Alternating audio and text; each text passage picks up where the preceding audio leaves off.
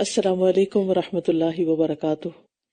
نحمده ونصلی علی رسولہ الکریم، اما بعد فاعوذ باللہ من الشیطان الرجیم، بسم اللہ الرحمن الرحیم، رب اشرح لی صدری ویسر لی امری واحلل عقدۃ من لسانی یفقہوا قولی۔ الحمد للہ العزیز الغفور الحلیم الشکور، احمد ربی واشکرہ واتوب الیہ واستغفرہ، لا الہ الا اللہ وحدہ لا شریک لہ العلیم بذات الصدور۔ ہر قسم کی حمد اللہ کے لیے ہے جو غالب اور بہت بخشنے والا ہے، بردبار اور قدردان ہے۔ میں اپنے رب کی حمد کرتی ہوں اور اس کا شکر ادا کرتی ہوں، اس کی بارگاہ میں توبہ کرتی ہوں اور اس سے بخشش طلب کرتی ہوں۔ اللہ کے سوا کوئی معبود برحق نہیں، وہ اکیلا ہے، اس کا کوئی شریک نہیں، وہ دلوں کے بھید جاننے والا ہے۔ 14واں پارہ۔ الف لام را تلك آیات الكتاب وقرآن مبین ربما يود الذین كفروا لو كانوا مسلمین ذرهم يأكلوا ويتمتعوا ويلههم الأمل فسوف يعلمون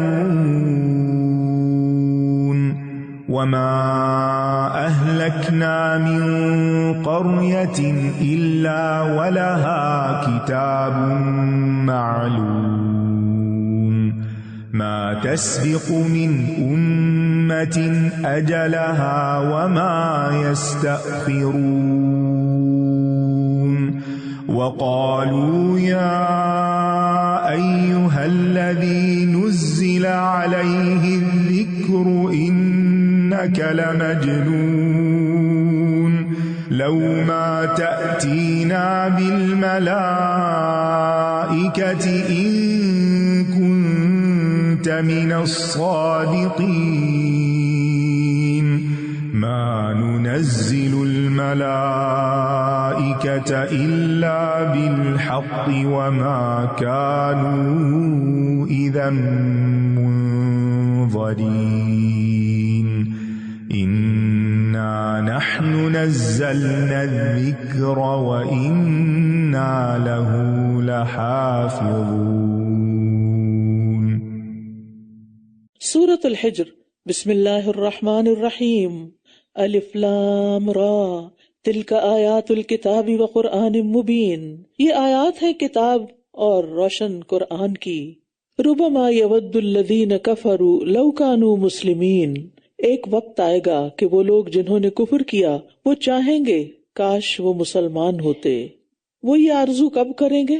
موت کے وقت، جب موت کے فرشتے انہیں سختی سے پیش آئیں گے، یا جب وہ قبر میں پہنچیں گے اور عذاب کے فرشتے آئیں گے، یا جب وہ جہنم میں چلے جائیں گے، یا اس وقت جب گناہگار ایمانداروں کو کچھ عرصہ سزا ملنے کے بعد جہنم سے نکال لیا جائے گا، یا میدان محشر میں جہاں حساب کتاب ہو رہا ہوگا اور کافر دیکھیں گے کہ مسلمان جنت میں جا رہے ہیں تو آرزو کریں گے کہ کاش وہ بھی مسلمان ہوتے، لیکن یہ آرزو ان کو کوئی فائدہ نہ دے گی۔ اور یہ تمام کے تمام مقامات کس بات کو ظاہر کرتے ہیں کہ ان کی حسرت ان تمام مقامات پر ہوگی۔ قیامت کے دن کافر کی حسرت قرآن مجید میں دوسری جگہ بھی بتائی گئی ہے۔ یوم ینظر المرء ما قدمت یداہ ویقول الکافر یا لیتنی کنت ترابا، جس دن آدمی دیکھ لے گا جو اس کے دونوں ہاتھوں نے آگے بھیجا، اور کافر کہے گا اے کاش کہ میں مٹی ہوتا۔ ذرہم یأکلوا ویتمتعوا ویلہہم الامل فسوف یعلمون، چھوڑ دیجئے انہیں، یہ کھائیں اور مزے اڑائیں اور جھوٹی امیدیں انہیں غافل کیے رکھیں، بس عنقریب یہ جان لیں گے۔ لمبی آرزویں آخرت کو بھلانے کا سبب ہوتی ہیں، یعنی لذتیں حاصل کرنا، نعمتوں میں زندگی گزارنا، آخرت کی تیاری نہ کرنا، یہ نجات طلب کرنے والوں کے اخلاق میں سے نہیں ہوتا۔ رسول اللہ صلی اللہ علیہ وسلم نے فرمایا، بوڑھے انسان کا دل دو چیزوں کے بارے میں ہمیشہ جوان رہتا ہے، دنیا کی محبت میں اور لمبی امیدوں میں۔ حسن بصری کہتے ہیں، جب بندہ اپنی آرزوؤں کو لمبا کر لیتا ہے تو اس کے عمل خراب ہو جاتے ہیں۔ حضرت علی سے بعض آثار میں ملتا ہے کہ میں دو چیزوں سے ڈرتا ہوں تمہارے بارے میں، لمبی امیدیں کرنے سے اور خواہشات کی پیروی کرنے سے، کیونکہ لمبی آرزویں آخرت کو بھلا دیتی ہیں اور خواہشات کی پیروی حق سے روک دیتی ہے۔ تو ہم سب کو بھی سوچنا چاہیے کہ ہمارے خیالات زیادہ تر کس چیز کے بارے میں ہوتے ہیں، کیونکہ انسان کے دل میں جو چیز زیادہ غالب ہوتی ہے وہ اسی کے بارے میں زیادہ سوچتا ہے۔ یا تو ماضی کے کچھ واقعات پر حسرتیں ہوتی ہیں، یا پھر آئندہ آنے والے حالات کے بارے میں کچھ اندیشے ہوتے ہیں، کچھ آرزویں ہوتی ہیں، کچھ امیدیں ہوتی ہیں، کچھ وشفل تھنکنگ ہوتی ہے، اور بہت کم لوگ ہیں جو حال میں رہتے ہیں۔ اور اس وقت ہمیں کیا کرنا چاہیے، اس کے بارے میں وہ صحیح سوچیں اور صحیح کام کریں۔ وَمَا أَهْلَكْنَا مِنْ قَرْيَةٍ إِلَّا وَلَهَا كِتَابٌ مَعْلُومٌ، اور ہم نے جس بستی کو بھی ہلاک کیا اس کے لیے ایک وقت مقرر لکھا ہوا تھا۔ مَا تَسْبِقُ مِنْ أُمَّةٍ أَجَلَهَا وَمَا يَسْتَأْخِرُونَ، کوئی امت اپنے مقررہ وقت سے نہ آگے نکل سکتی ہے اور نہ پیچھے رہ سکتی ہے۔ اور انہوں نے کہا، اے وہ شخص جس پر یہ ذکر اتارا گیا ہے، یقیناً تم مجنون ہو۔ یعنی نبی صلی اللہ علیہ وسلم جن پر ذکر یعنی قرآن مجید نازل کیا جا رہا تھا، اور قرآن مجید سے بڑھ کر حکمت والی کتاب کون سی ہو سکتی ہے، لیکن وہ آپ صلی اللہ علیہ وسلم کو مذاق کے طور پر پاگل اور دیوانہ کہتے تھے، حالانکہ آپ خود بھی سب سے زیادہ عقل مند انسان تھے، اور یہ ان کے کفر اور مذاق اڑانے کی بدترین صورت تھی۔ روایات میں آتا ہے کہ ازد قبیلے کا ایک فرد مکہ آیا تو اس نے مکہ کے بے وقوفوں سے سنا کہ آپ مجنون ہیں۔ وہ آپ کے پاس آیا اور آپ کو اپنے علاج کی پیشکش کی کہ میں آپ کا علاج کر سکتا ہوں، یعنی اس حد تک انہوں نے سنجیدگی کے ساتھ اس بات کو پھیلایا ہوا تھا۔ آپ صلی اللہ علیہ وسلم نے خطبہ مسنونہ پڑھا، اس نے درخواست کی کہ آپ پھر پڑھیں۔ آپ نے 3 بار یہ خطبہ پڑھا تو اس پر اس نے آپ کی بے حد تعریف کی اور مسلمان ہو گیا، یعنی علاج کے لیے آنے والے کا خود علاج ہو گیا۔ لَوْ مَا تَأْتِينَا بِالْمَلَائِكَةِ إِن كُنتَ مِنَ الصَّادِقِينَ، تم ہمارے پاس فرشتوں کو کیوں نہیں لے آتے اگر تم سچوں میں سے ہو، یعنی فرشتے سامنے آ کر کیوں نہیں گواہی دیتے کہ واقعی یہ اللہ کا پیغمبر ہے، کہ اس کی پیروی اختیار کرو۔ اور اس طرح کے مطالبات قرآن مجید میں کئی جگہ انہوں نے کیے۔ ہم فرشتوں کو حق کے ساتھ ہی اتارتے ہیں اور تب یہ مہلت نہیں دیے جاتے، یعنی فرشتے تو اس وقت نازل ہوتے ہیں جب کسی کی موت کا وقت آ گیا ہو یا پھر کسی قوم پر قطعی عذاب کا فیصلہ ہو چکا ہو، اس کے بعد انہیں مہلت نہیں دی جاتی۔ انا نحن نزلنا الذکر وانا لہ لحافظون، بے شک ہم نے ہی اس ذکر کو نازل کیا ہے اور بے شک ہم ہی اس کی حفاظت کرنے والے ہیں۔ یہاں بھی ذکر کا معنی قرآن مجید ہے۔ قرآن مجید اللہ تعالیٰ کی کتاب ہے اور اس نے خود اس کی حفاظت کی ذمہ داری لی ہے۔ پچھلی کتابیں کیوں نہ محفوظ رہ سکیں؟ کیونکہ ان کی حفاظت کی ذمہ داری اللہ تعالیٰ نے ان کے علماء کو دی تھی، خود نہیں لی تھی۔ انسانوں کے ذمے یہ حفاظت تھی اور انسانوں نے اپنی مرضی سے اس میں تبدیلیاں کر ڈالیں۔ اور یقیناً ہم نے آپ سے پہلے بھی اگلے گروہوں میں رسول بھیجے، اور ان کے پاس جو بھی رسول آتا یہ اس کا مذاق ہی اڑایا کرتے تھے۔ اسی طرح ہم یہ بات مجرموں کے دلوں میں داخل کر دیتے ہیں، یہ اس پر ایمان نہیں لائیں گے، اور یقیناً اگلے لوگوں کا یہی طریقہ گزر چکا ہے۔ اور اگر ہم ان پر آسمان کا کوئی دروازہ کھول دیں، پھر یہ دن کے وقت اس میں چڑھنے بھی لگ جائیں، تب بھی یہ ضرور کہیں گے کہ ہماری نگاہیں مدہوش کر دی گئی ہیں، بلکہ ہم ایسے لوگ ہیں جو جادو کر دیے گئے ہیں۔ وَلَقَدْ جَعَلْنَا فِي السَّمَاءِ بُرُوجًا وَزَيَّنَّاهَا لِلنَّاظِرِينَ، اور یقیناً ہم نے آسمان میں بہت سے برج بنائے اور ہم نے اسے دیکھنے والوں کے لیے مزین کیا ہے۔ آسمانوں کے برج سے مراد یعنی ستارے سیارے ہیں، اس سے مراد وہ برج نہیں جو لوگوں نے برج بنائے ہوئے ہیں، ہاروسکوپ، اور ان کی شکلیں بھی بنائی ہوئی ہیں انہوں نے، جیسے ایک سرطان جس کو کہتے ہیں اردو میں، اور کیکڑے کی شکل بنائی ہوئی ہے، اور عقرب جس کی بچھو کی شکل بنائی ہوئی ہے، اور ترازو اور ڈول اور اس طرح کی چیزیں، اور اس سے وہ اپنی قسمت کا حال وابستہ کیے ہوئے ہیں۔ تو یہ اس سے مراد نہیں ہے کہ اللہ تعالیٰ نے وہ برج بنا کر تمہاری قسمتیں ان میں رکھ دی ہیں۔ اکثر علماء نے یہاں بروج سے ستارے اور سیارے ہی مراد لیے ہیں جو رات کے وقت آسمان کو زینت بخشتے ہیں۔ اور لغوی اعتبار سے برج ہر ظاہر نظر آنے والی چیز کو کہتے ہیں، بلند چیز کو، خواہ وہ کوئی عمارت ہو یا گنبد ہو یا قلعہ ہو۔ اور ستارے بھی چونکہ سامنے نظر آتے ہیں، واضح ہیں، ظاہر ہیں، تو اس لیے ان کو بھی بروج کہا گیا۔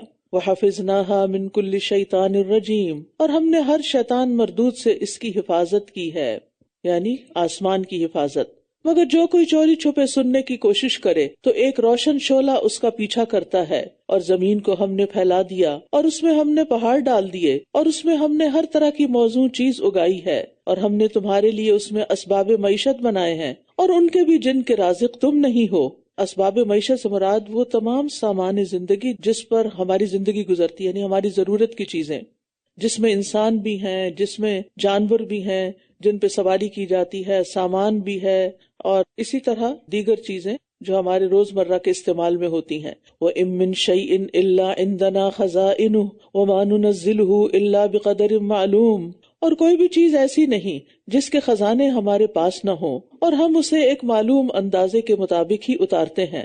یعنی اللہ سبحانہ تعالیٰ کے پاس ہر چیز کے خزانے ہیں جو ضرورت کے مطابق ظاہر ہوتے ہیں، یعنی کوئی بھی چیز قیمتی سے قیمتی ہو یا معمولی سے معمولی، اللہ سبحانہ تعالیٰ کے پاس اس کی کمی نہیں ہے۔ لیکن اللہ تعالیٰ زمین پر وہ سب کچھ اکٹھا کیوں نہیں اتار دیتا؟ اس میں بھی اس کی حکمتیں ہیں۔ اب دیکھیں کہ ابتدا میں انسان جلانے کے لیے اور روشنی کے لیے لکڑی کا استعمال کرتا تھا، جب آبادی زیادہ ہوئی تو کوئلہ نکل آیا، مزید آبادی بڑھی تو پیٹرولیم کی صنعت سامنے آ گئی، اس سے بھی آگے بڑھی تو گیس نکل آئی، پھر بجلی ایجاد ہو گئی، اور اب آپ دیکھیں کہ سولر سے انسان انرجی حاصل کر رہا ہے، پھر اسی طرح پہیہ ایجاد ہو گیا اور دیگر بے شمار ایجادات جن کو گنا نہیں جا سکتا وقت کے ساتھ ساتھ۔ تو یہ سب کچھ کہاں سے بنا رہے ہیں، کہاں سے لا رہے ہیں؟ یہ اللہ کے خزانوں سے ہی، جو جتنے جب چاہتا ہے اپنی مرضی کے مطابق اتارتا ہے، لوگوں کو ان سے آگاہی دے دیتا ہے۔ اور ہم نے بارآور ہواؤں کو بھیجا، پھر ہم نے آسمان سے پانی اتارا، پھر ہم نے تمہیں اس سے پلایا، اور تم ہرگز اسے ذخیرہ کرنے والے نہیں ہو۔ یعنی انسان کا اللہ کے خزانوں پر کوئی اختیار نہیں ہے، یعنی نہ اوپر آسمان میں بارش کا خزانہ انسان کے قبضے میں ہے، اور نہ نیچے زمین میں کنویں، چشمے، تالاب، ان خزانوں پر انسان کا کوئی اختیار ہے۔ اللہ تعالیٰ جس مقدار میں چاہتا ہے پانی اتارتا ہے، رکھتا ہے، وہ جب چاہے بارش برسائے تو کوئی روک نہیں سکتا، جب چاہے روک لے تو کوئی اپنی مرضی سے برسا نہیں سکتا، وہ چاہے تو چشموں اور کنووں کا سارا پانی زمین میں جذب کر دے اور انسان کو ایک قطرہ بھی نہ ملے۔ اسی لیے نبی صلی اللہ علیہ وسلم جب آندھی چلتی تھی تو دعا کرتے تھے، اللہم لقحن لا عقیمن، اے اللہ بارش والی ہوا ہو، بے برکت نہ ہو۔ وَإِنَّا لَنَحْنُ نُحْيِي وَنُمِيتُ وَنَحْنُ الْوَارِثُونَ، اور بے شک ہم ہی زندگی دیتے ہیں اور ہم ہی موت دیتے ہیں اور ہم ہی وارث ہیں۔ وَلَقَدْ عَلِمْنَا الْمُسْتَقْدِمِينَ مِنْكُمْ وَلَقَدْ عَلِمْنَا الْمُسْتَأْخِرِينَ، اور بے شک تم میں سے آگے بڑھنے والوں کو بھی ہم جانتے ہیں اور بلا شبہ پیچھے رہنے والوں کو بھی ہم جانتے ہیں۔ مستقدمین یعنی جو پہلے گزر چکے، اور جو ہمارے بعد آنے والے ہیں مستاخرین، سب کا علم اللہ کو ہے۔ ہمیں نہیں پتا ہم سے پہلے کتنی امتیں اور تعداد میں کتنے لوگ دنیا میں آ کر گزر چکے، کوئی کچھ کہہ سکتا ہے؟ ان کی قبروں کے نشان تک نہیں۔ اگر دنیا بھر کے قبرستانوں کو بھی گنا جائے تو وہ تمام انسانوں کی صحیح گنتی نہیں بتائیں گے کہ کتنے فوت ہو چکے ہیں، اور ہمارے بعد کتنے آئیں گے ہم میں سے کسی کو نہیں پتا۔ ہر روز ہماری موجودگی میں، ہماری زندگی میں کتنے مر رہے ہیں، کتنے جی رہے ہیں، ہمیں نہیں پتا۔ کتنے بچے روز پیدا ہوتے ہیں، کوئی صحیح اندازہ نہیں لگا سکتا۔ ایک گیس کر سکتے ہیں لیکن صحیح اندازہ نہیں کر سکتے۔ اسی طرح کتنے انسان ایک دن میں فوت ہو جاتے ہیں، اس کا پورا ڈیٹا کسی کو بھی نہیں مل سکتا۔ اور پھر یہ کہ صرف انسان ہی تو نہیں نا اس پلانٹ پہ، کتنے حیوانات، جانور، کیڑے مکوڑے، فضاؤں میں اڑنے والے پرندے، کتنی مخلوق ہے۔ یہ سب اللہ کو پتا ہے کہ آج تک کتنی پیدا ہوئی اور کتنی آگے ہوگی۔ اسی طرح مستقدمین وہ بھی ہیں جو نیکی کی بات سن کر آگے بڑھ جاتے ہیں، فوراً چل پڑتے ہیں، جیسے اذان ہوتی ہے تو نماز کے لیے نکل جاتے ہیں، اور اللہ کو یہ بھی پتا ہوتا ہے کہ کس کس نے اذان سن لی ہے اور وہ ابھی تک بیٹھا ہوا ہے اور وقت بھی گزر گیا اور اس کو اٹھنے کی توفیق نہیں ہوئی۔ اور مستقدمین اور مستاخرین میں صرف نماز نہیں بلکہ دیگر نیکیاں بھی آتی ہیں کہ اللہ کی راہ میں نکلنے والے اور اسی طرح لوگوں کی خدمت کے لیے نکلنے والے کون آگے جانے والے ہیں اور کون پیچھے رہنے والے ہیں۔ اور بے شک آپ کا رب انہیں اکٹھا کرے گا، بے شک وہ بہت حکمت والا، خوب علم والا ہے۔ اور یقیناً ہم نے انسان کو بدبودار سڑے ہوئے کیچڑ کی کھنکتی مٹی سے پیدا کیا۔ قرآن مجید میں انسان کی تخلیق کا ذکر آتا ہے کہ مٹی سے ہوئی، اور پھر مٹی کی مختلف قسموں اور سٹیجز کا ذکر کیا گیا، اور اس کی مختلف حالتوں کے مطابق ان کے نام بھی ہیں، جیسے خشک مٹی، بھیگی ہوئی مٹی، گوندھی ہوئی، بدبودار اور خشک ہو کر کھن کھن کر کے بولنے والی مٹی، اور جب آگ پر پکا لیا جائے تو اس کو ٹھیکری بولتے ہیں۔ تو اللہ سبحانہ تعالیٰ نے انسان کی تخلیق ان سارے مراحل سے کی، یعنی آدم کا خاکی پتلا مٹی سے بنایا گیا، جب سوکھ کر کھن کھن کرنے لگا سلسال ہو گیا تو اس میں روح پھونکی گئی، اور سلسال کو قرآن مجید میں ایک دوسری جگہ فخار بھی کہا گیا ہے۔ والجان خلقناہ من قبل من نار السموم، اور اس سے پہلے جنات کو ہم نے آگ کی لپٹ سے پیدا کیا.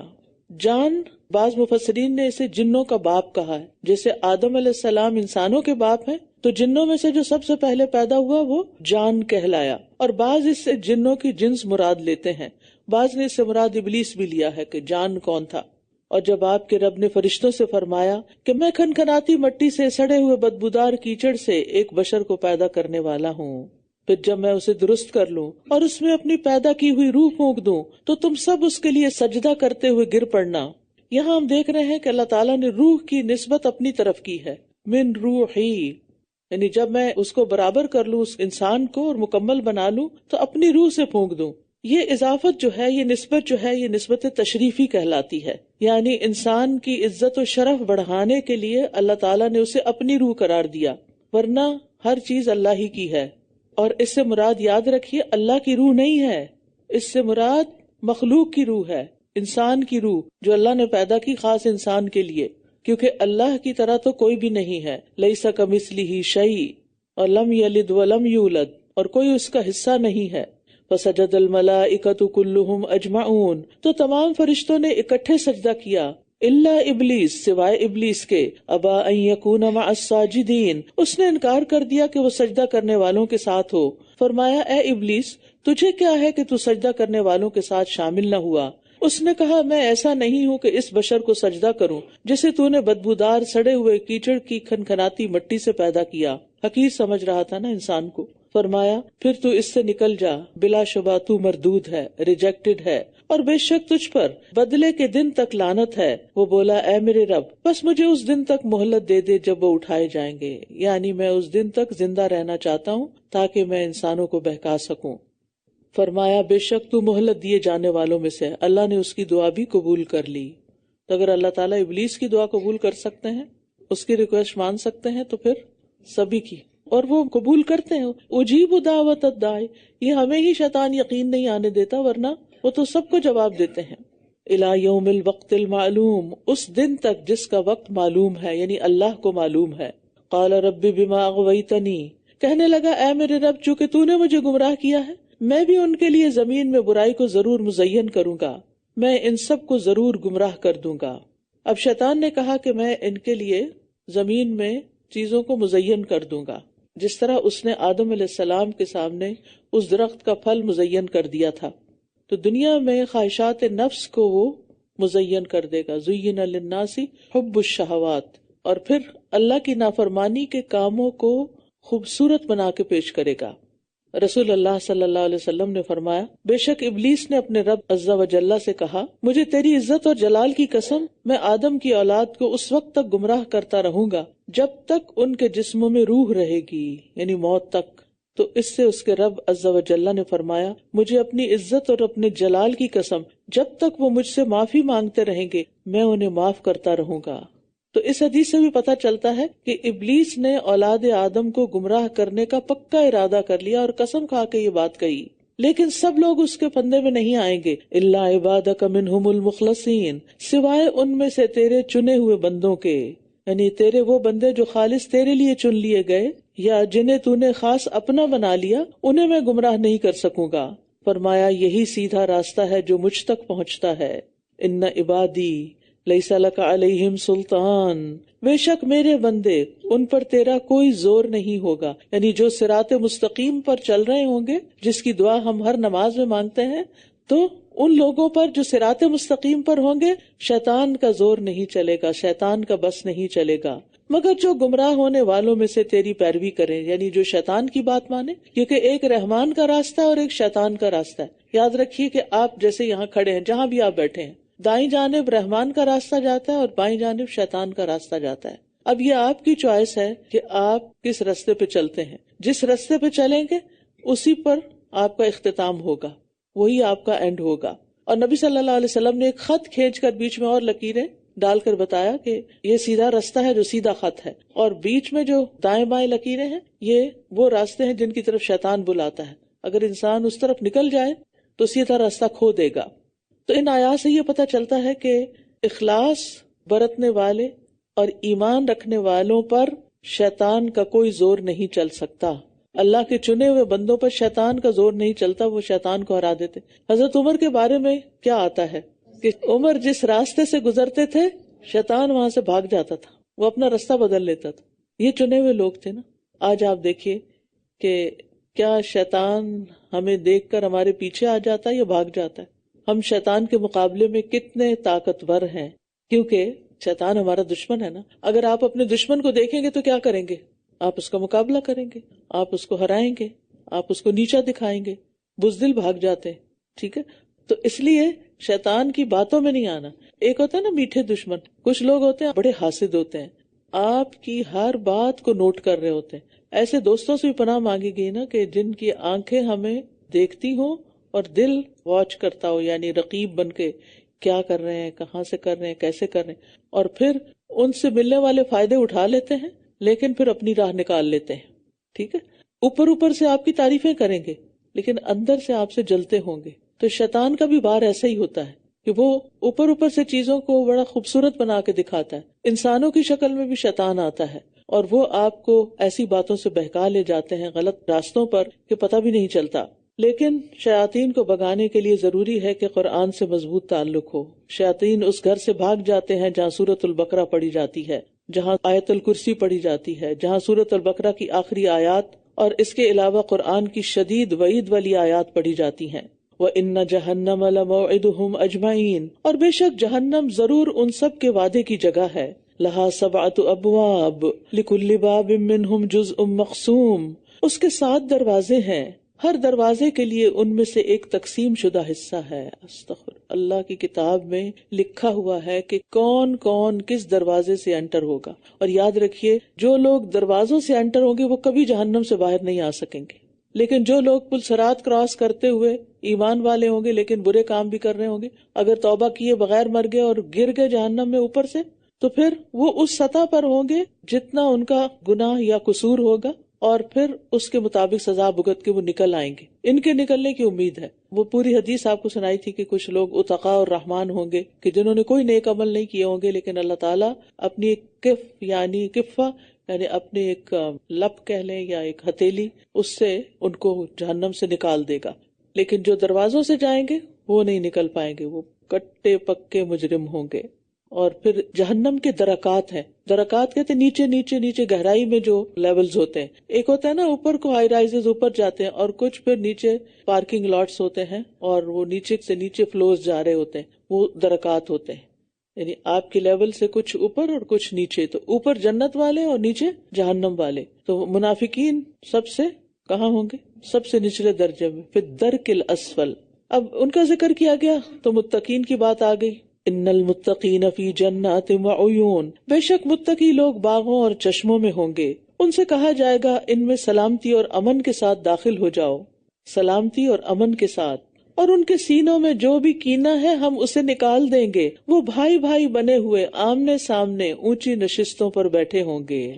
یہاں کینہ نکالنے کے لیے لفظ نزع استعمال ہوا. نزع ان کا معنی ہوتا ہے کھینچ کے، اکھاڑ کے نکالنا. تو اس سے پتہ چلتا ہے کہ کینہ اور دشمنی دل میں کتنی گہری جڑیں پکڑ لیتی ہے، کہاں تک سرایت کر جاتی ہے. ہم انسان ہیں نا، کمزور ہیں، بعض اوقات ہماری کسی کے ساتھ انبن ہو جاتی ہے، ناراضگی ہو جاتی ہے، مس انڈرسٹینڈنگ ہو جاتی ہے، کسی سے ہمیں کوئی تکلیف پہنچ جاتی ہے، وہ ہم اپنے دل میں رکھ لیتے ہیں، اور جو وقت گزرتا جاتا ہے اگر معاف نہ کریں، دل سے نہ نکالیں، تو اپنی جڑیں بنانے لگتی.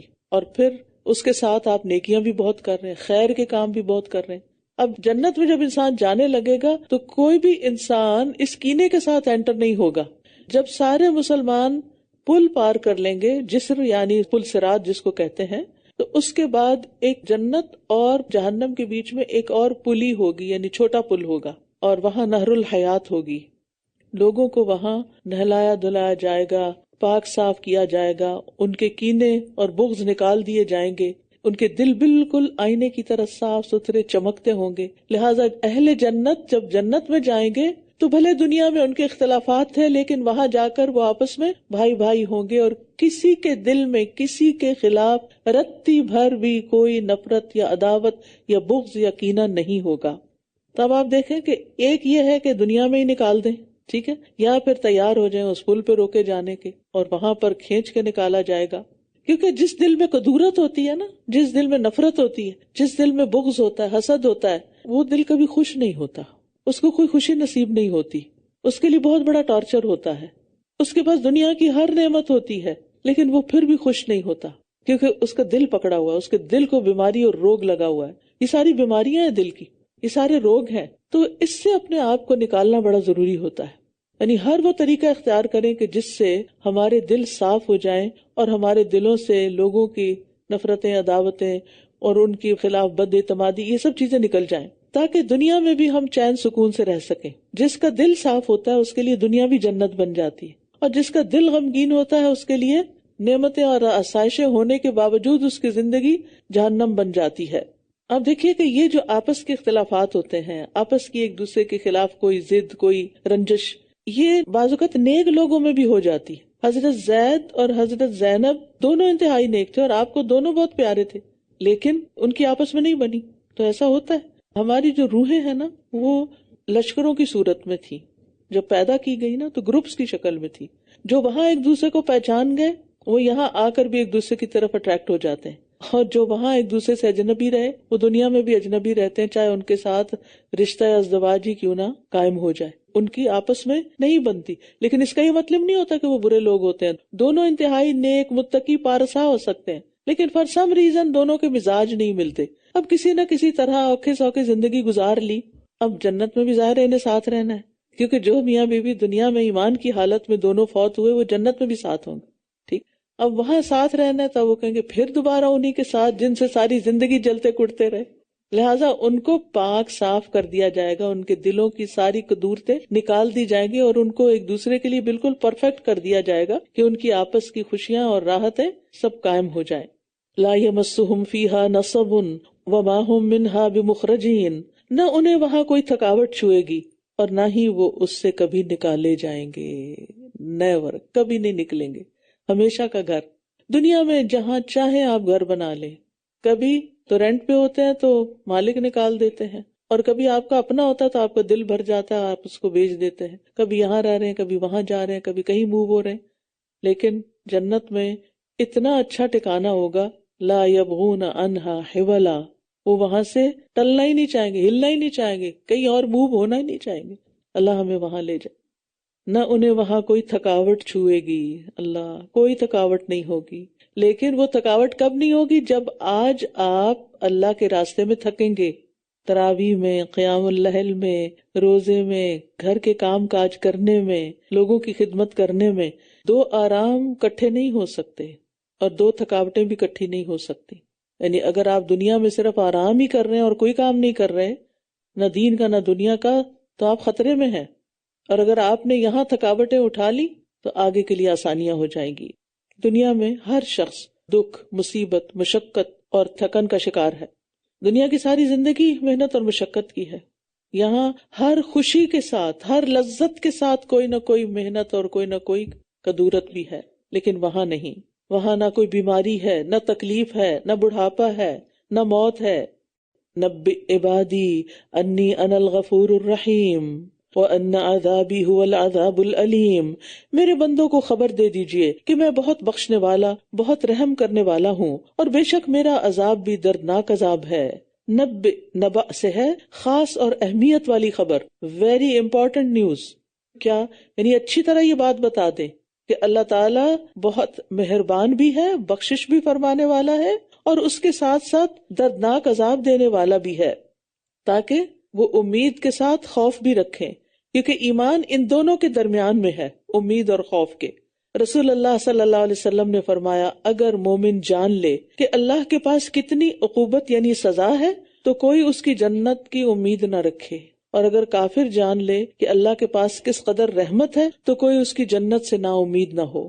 وَنَبِّئْهُمْ عَنْ ضَيْفِ إِبْرَاهِيمَ، اور انہیں ابراہیم کے مہمانوں کے بارے میں خبر دے دیجئے. جب وہ اس کے پاس داخل ہوئے تو انہوں نے سلام کہا. اس نے کہا، ہم تو تم سے خوف زدہ ہیں، کیونکہ وہ کھانا نہیں کھا رہے تھے، پیچھے پڑ چکے ہیں.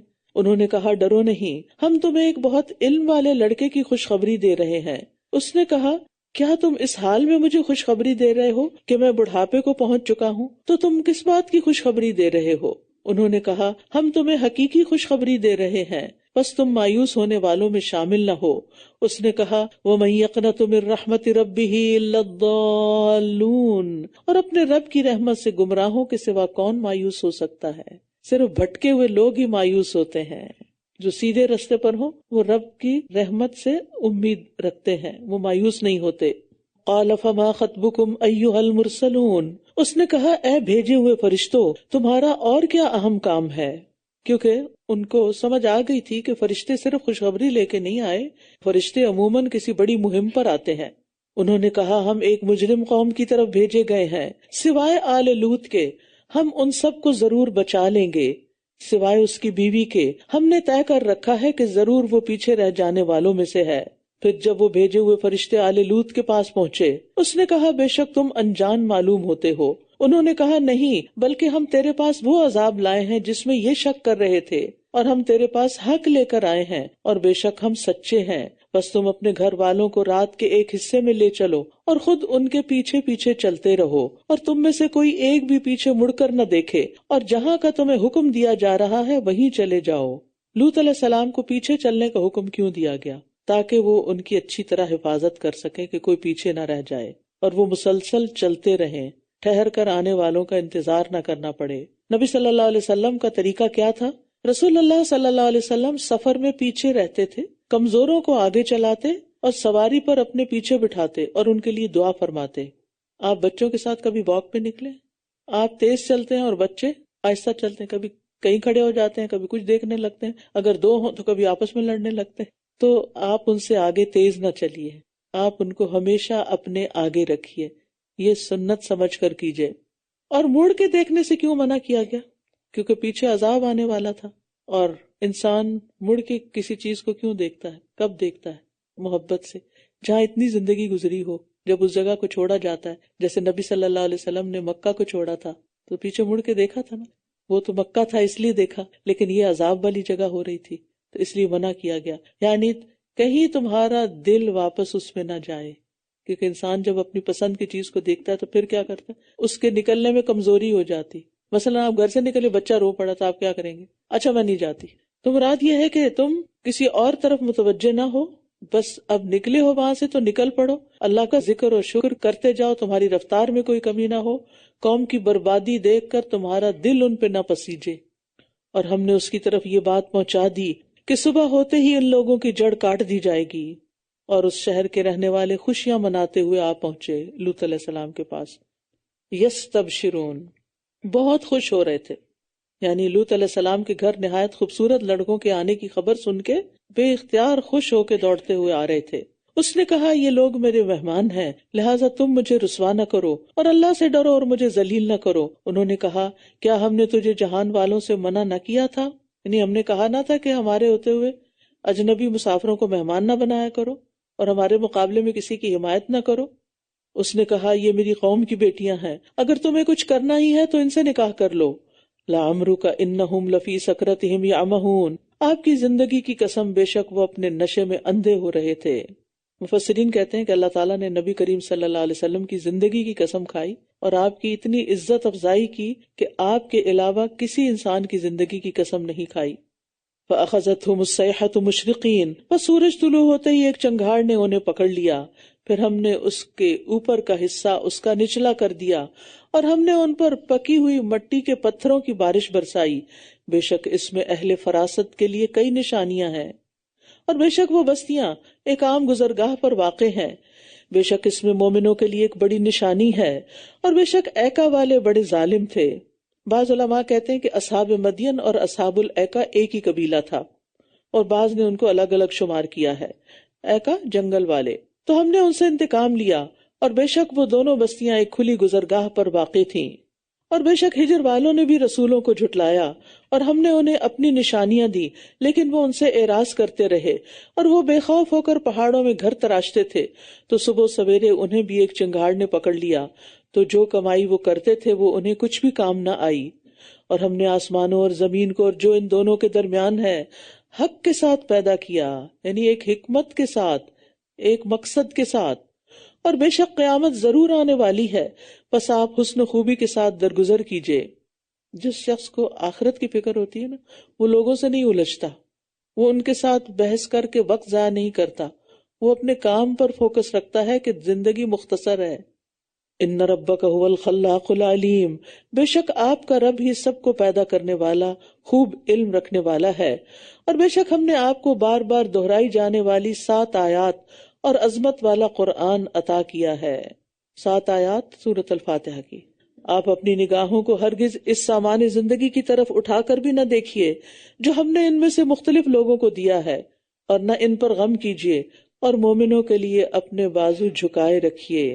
یہاں نبی صلی اللہ علیہ وسلم کو دنیاوی چیزوں کو نہ دیکھنے کا حکم دیا جا رہا ہے تاکہ آپ اس سے بہتر اور عظیم چیز کی طرف دیکھ سکیں۔ جو لوگ بہت زیادہ دنیاوی چیزوں میں گم ہو جاتے ہیں، ہر وقت دنیا دنیا، شاپنگ، نئے سے نئی چیزیں خرید رہے ہیں، عموماً پھر ان کے پاس وقت نہیں رہتا وہ کائنات میں غور و فکر کریں، وہ اللہ کی کتاب میں غور و فکر کریں، وہ دنیا کے سامان میں ہی الجھے رہتے ہیں۔ تو جتنا مختصر سامان زندگی ہو اتنا ہی انسان زیادہ فوکسڈ ہوتا ہے۔ اور پھر آپ دیکھیے کہ دنیا کی چیزوں پہ حیران بھی نہیں ہونا چاہیے، اور دنیاوی زینت کی چیزیں جو ہیں یہ تو جلد ختم ہو جائیں گی، ختم نہیں ہوتی تو آؤٹ ڈیٹڈ ہو جاتی ہیں، اینٹیک ہو جاتی ہیں۔ اس کی بجائے آخرت میں فائدہ دینے والے اعمال کی طرف توجہ دینی چاہیے۔ اور کہہ دیجئے بے شک میں تو کھلم کھلا خبردار کرنے والا ہوں، جیسے ہم نے تقسیم کرنے والوں پر اتارا جنہوں نے پڑھی جانے والی کتاب کو ٹکڑے ٹکڑے کر دیا، یعنی کچھ کو مانا کچھ کو مانا ہی نہیں۔ پس آپ کے رب کی قسم ہم ان سب سے ضرور سوال کریں گے اس کے بارے میں جو وہ کیا کرتے تھے۔ فاصدع بما تؤمر وأعرض عن المشرکین، پس جو حکم آپ کو دیا جا رہا ہے انہیں کھول کر سنا دیجئے اور مشرکوں سے اعراض کیجئے۔ بے شک ہم آپ کو مذاق اڑانے والوں کے مقابلے میں کافی ہیں جو اللہ کے ساتھ دوسرا معبود بنا لیتے ہیں، پس ان قریب یہ جان لیں گے۔ اور یقیناً ہم جانتے ہیں کہ بے شک آپ کا سینہ ان باتوں سے تنگ ہوتا ہے جو یہ بناتے ہیں، بس آپ اپنے رب کی حمد کے ساتھ اس کی تسبیح کیجیے اور سجدہ کرنے والوں میں سے ہو جائیے۔ تو سینے کی تنگی کا علاج لوگوں کی باتوں سے دل پہ جو گھٹن ہوتی ہے اس کا علاج تسبیح میں ہے۔ تسبیح کا مطلب ہوتا ہے اللہ ہر عیب، ہر نقص اور ہر ایسی چیز سے پاک ہے جو اس کے لائق نہیں، اور حمد کا معنی ہوتا ہے کہ وہ تمام صفات کمال کے ساتھ آراستہ ہے، اور ہم اس کی تعریف ان تمام صفات کے ساتھ کرتے ہیں جو اس کی شان کے لائق ہیں۔ تو اس میں آپ دیکھیے کہ اگر انسان بہت تنگ ہو جائے لوگوں کی باتوں سے، فضول بحثوں سے، تو 2 کام کیجئے۔ فسبح بحمد ربک، رب کی تسبیح پکڑ لیجئے، اور سبحان اللہ والحمد للہ ولا الہ الا اللہ واللہ اکبر۔ اور یہ تسبیح جو ہے یہ اگر انسان دشمن سے خوف کھاتا ہے تو اس کے لیے بھی فائدہ دیتی، نہیں خوف کا علاج بھی ہے یہ تسبیح۔ اور دوسرا کام وَقُم مِّنَ السَّاجِدِينَ اسْتَعِينُوا بِالصَّبْرِ وَالصَّلَاةِ، تو مصیبت اور تنگی میں یہ 2 کام کرنے ہیں۔ اور سجدے کا خاص طور پر یہاں کیوں ذکر کیا گیا؟ کیونکہ سجدے میں انسان سب سے زیادہ اپنے رب کے قریب ہوتا ہے۔ تو تکلیف اور پریشانی کے وقت نفل پڑھ کے سجدے میں جا کر کیا کریں؟ دعا کریں تاکہ اللہ تعالیٰ اس تکلیف کو دور کر دے۔ اور یہ صرف نبی صلی اللہ علیہ وسلم کے لیے نہیں بلکہ یہ امتیوں کے لیے بھی ہے۔ نبی صلی اللہ علیہ وسلم کے پاس حضرت فاطمہ آئی تھی نا کہ چکی پیسنے اور مشق میں پانی ڈھونے کی وجہ سے بہت تھک جاتی ہیں، تو کوئی خادم انہیں دیا جائے، تو آپ نے ان کو کیا دیا تھا؟ تسبیحات کا نسخہ دیا تھا، آپ بھی آزمائیے۔ اسی طرح ایک حدیث میں آتا ہے جو شخص رات سے خوف کھائے کہ وہ اسے پریشان کرے گی، کچھ لوگوں کو ڈپریشن ہونے لگتا ہے نا، مغرب کے ساتھ ہی طبیعت خراب ہونے لگتی ہے، یا مال خرچ کرنے سے بخل کرے، صدقہ نہیں زیادہ کر سکتا، دل بخیل ہے، یا دشمن سے مقابلہ کرنے سے ڈرے، تو چاہیے کہ وہ اس قول کی کثرت کر دے سبحان اللہ و بحمدہ، کیونکہ یہ اللہ کے نزدیک سونے کا پہاڑ اللہ کے راستے میں خرچ کرنے سے زیادہ محبوب ہے۔ کس کے پاس ہمت ہے کہ سونے کا پہاڑ خرچ کرے؟ اور صبح شام سورج نکلنے سے پہلے اور سورج غروب ہونے سے پہلے 100 دفعہ اس کی تسبیح کر لینا تمام گناہوں کی معافی کا ذریعہ بھی ہے۔ وَاعْبُدْ رَبَّكَ حَتَّى يَأْتِيَكَ الْيَقِينُ، اور آپ اپنے رب کی عبادت کرتے رہیے یہاں تک کہ آپ کے پاس یقین یعنی موت آ جائے، یعنی موت آنے تک اپنے رب کی عبادت پر قائم رہیں۔ بعض اور جگہوں پر بھی یقین کا لفظ موت کے لیے آتا ہے، جیسے حتی اتانا الیقین۔ تو اس سے یہ پتہ چلتا ہے کہ جب تک مرنے والے کو ہوش رہے نماز فرض رہتی ہے، اور انسان بیماری میں بھی کھڑے ہو کے نہیں پڑھ سکتا تو بیٹھ کے یا لیٹ کے جیسے بھی ہو اشاروں سے۔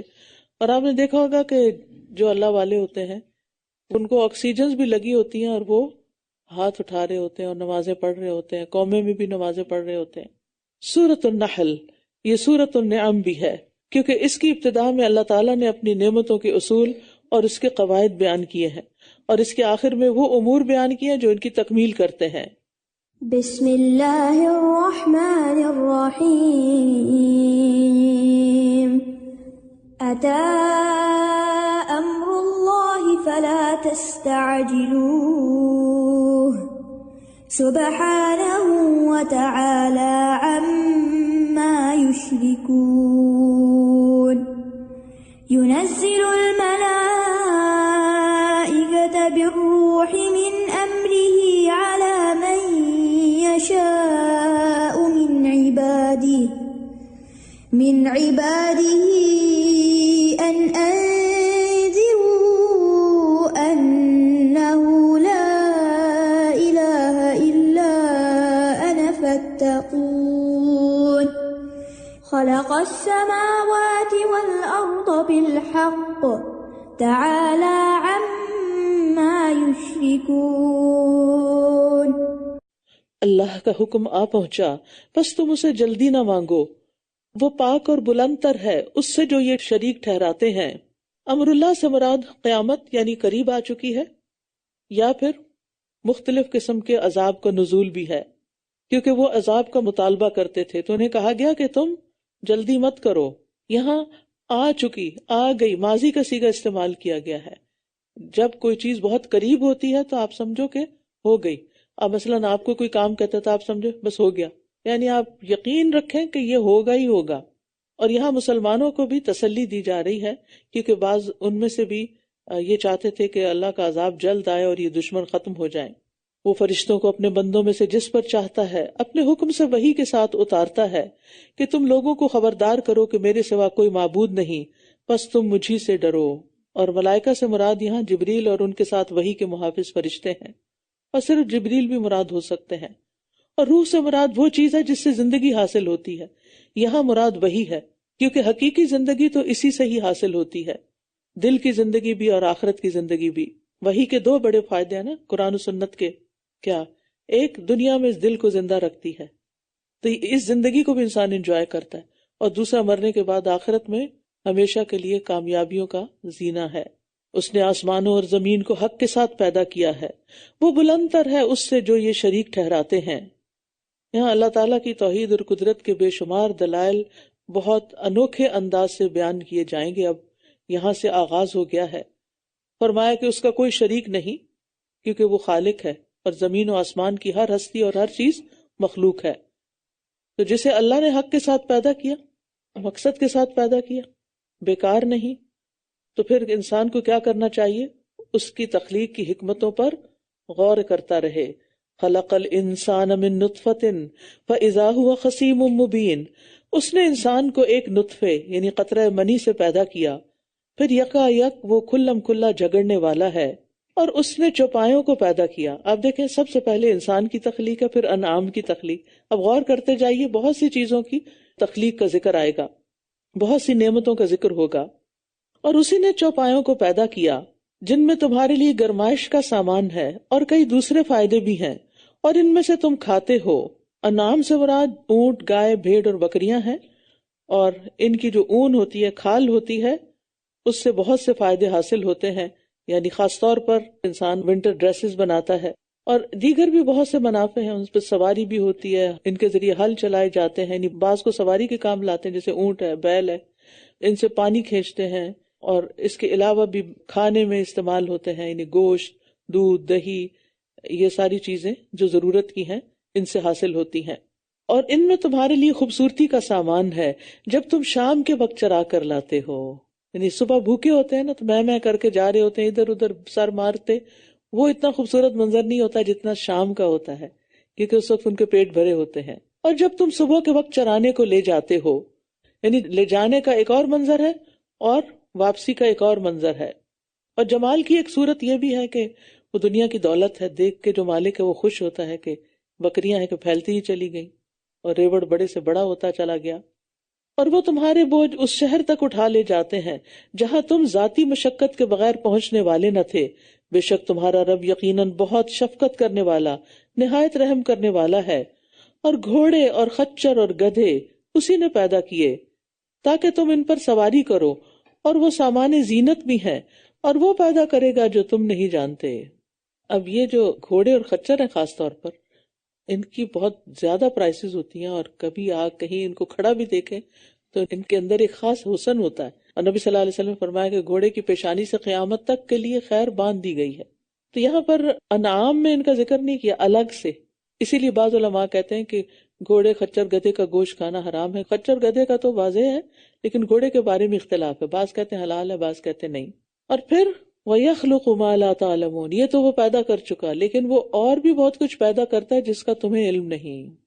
یعنی اس زمانے میں ان 3 چیزوں سے سواری اور باربرداری کا کام لیا جاتا تھا، اور آج آپ دیکھیں کہ باربرداری کے کتنے ذرائع ہمارے سامنے آ چکے ہیں، اور ابھی اور کتنے آئیں گے اللہ ہی بہتر جانتا ہے.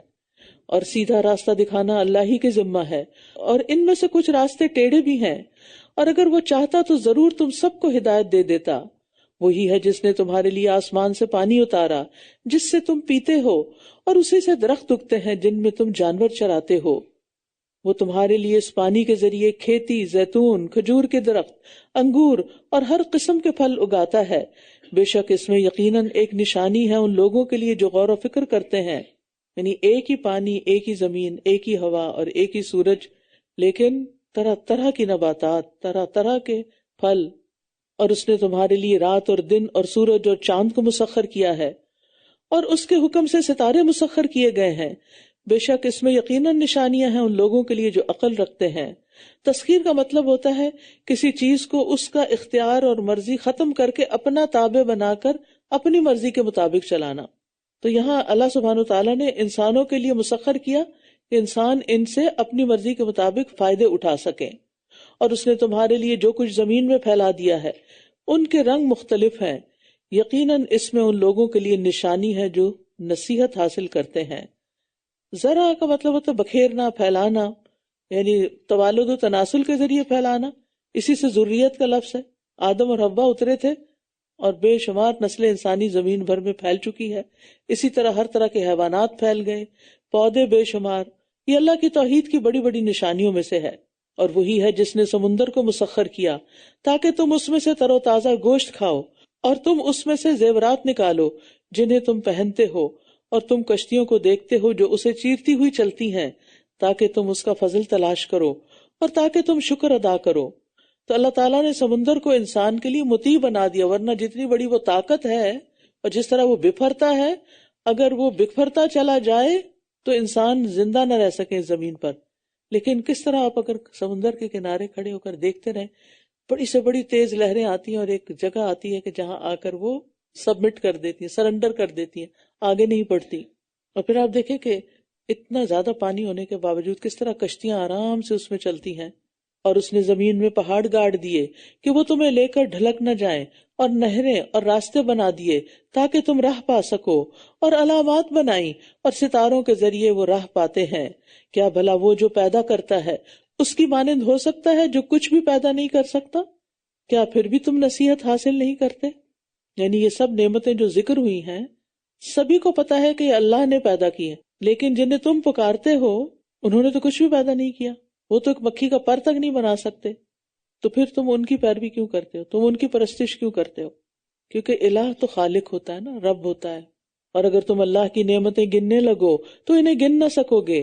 بے شک اللہ ہی بہت بخشنے والا نہایت رحم کرنے والا ہے. یعنی اللہ کی نعمتیں ہمارے شمار سے باہر ہیں.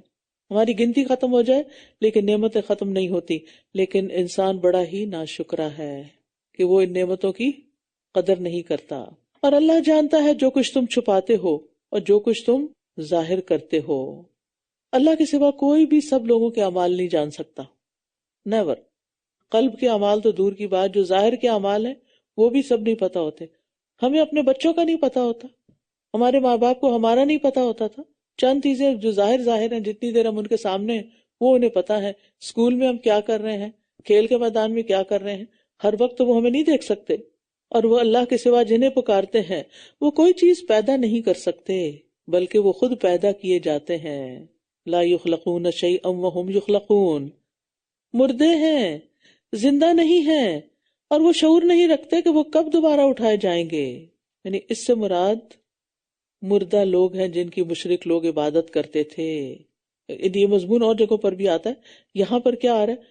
وَمَا يَشْعُرُونَ أَيَّانَ يُبْعَثُونَ، اور وہ شعور نہیں رکھتے کہ وہ دوبارہ کب اٹھائے جائیں گے. یہ شعور کس میں ہوتا ہے؟ جمادات میں، حیوانات میں، انسانوں میں. تو اس سے کیا پتہ چلتا ہے کہ لوگوں نے انسانوں کو بھی اپنا رب بنا رکھا ہے، ان کو بھی اسی طرح پوجتے ہیں اور ان کی بھی ایسی اطاعت کرتے ہیں جیسی اللہ کی کرنی چاہیے.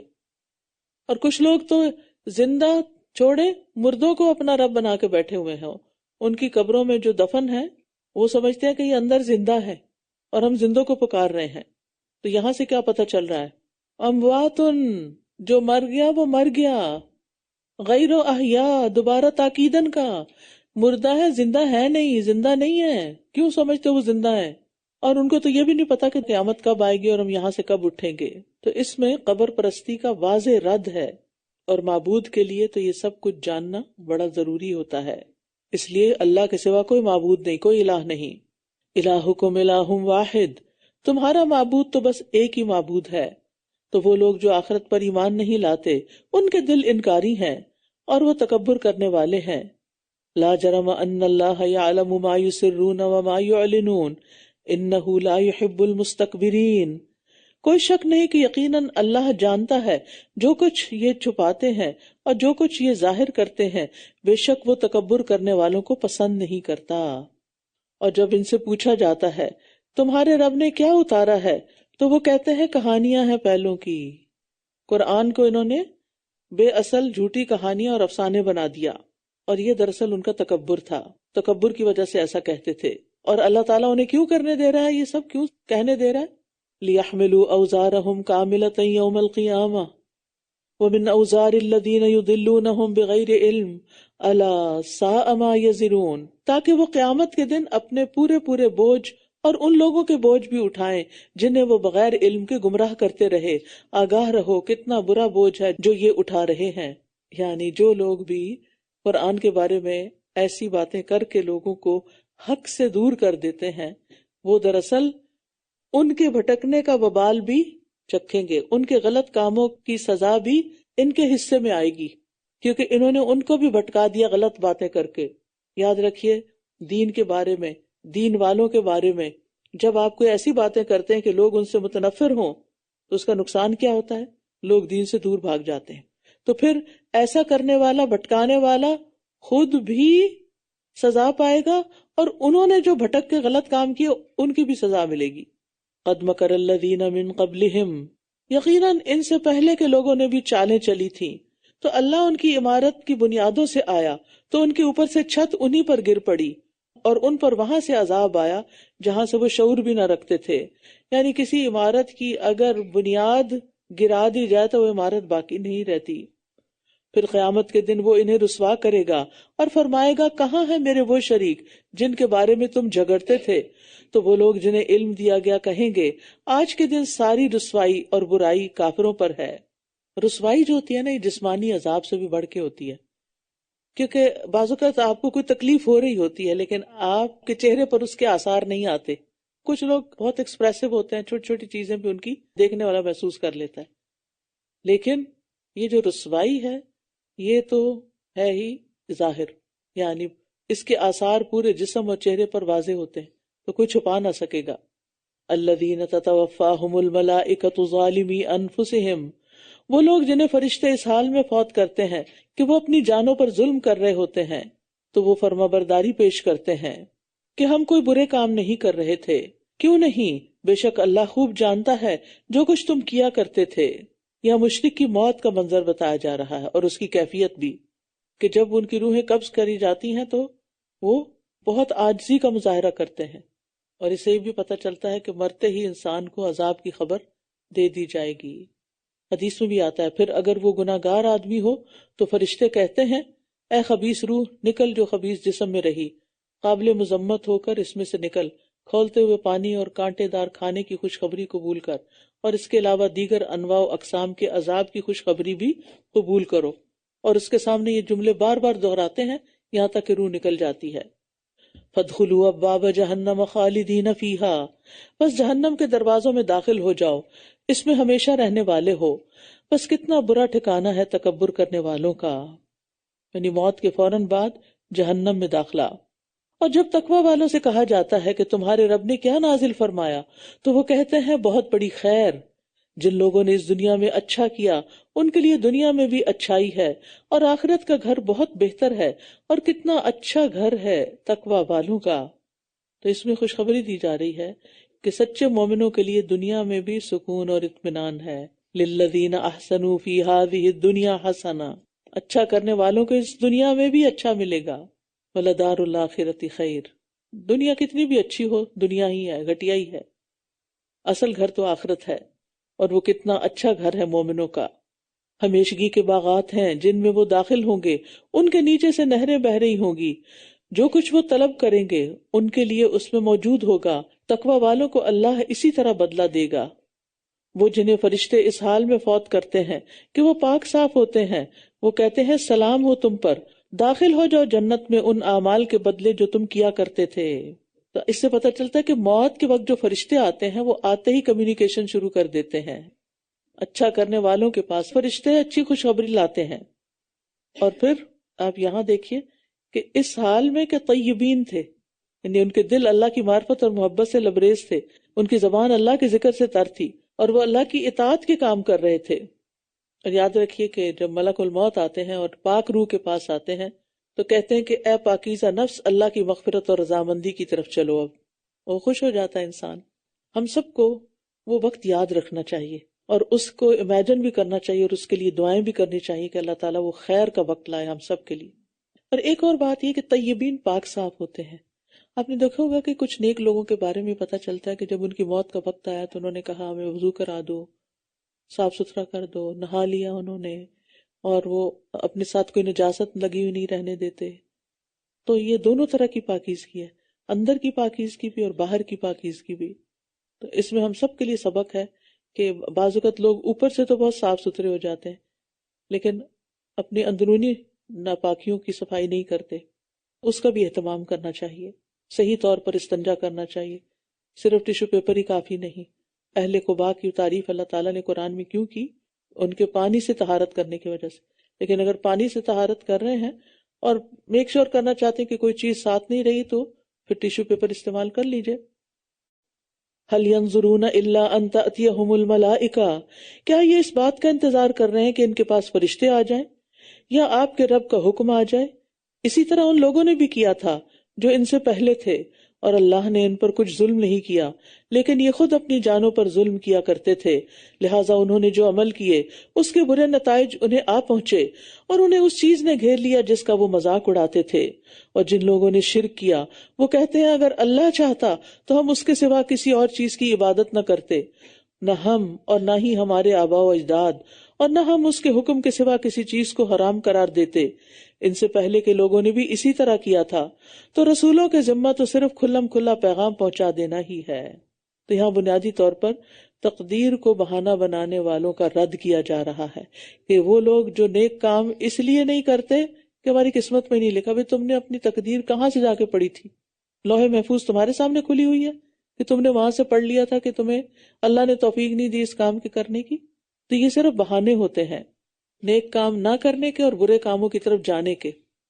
لیکن اگر یہی دلیل کوئی دوسرا شخص اس کے مقابلے میں پیش کرے جس نے اس کا کوئی حق ادا نہ کیا ہو، یا اس کا کوئی عزیز قتل کیا ہو، یا اس کا کوئی مال چھین لیا ہو، یا اس کی بیوی کی عزت لوٹی ہو، تو وہ یہ دلیل کبھی بھی نہیں قبول کرے گا کہ ہاں میری تقدیر میں لکھا تھا اس کو قتل کرنا لہٰذا میں نے کر دیا۔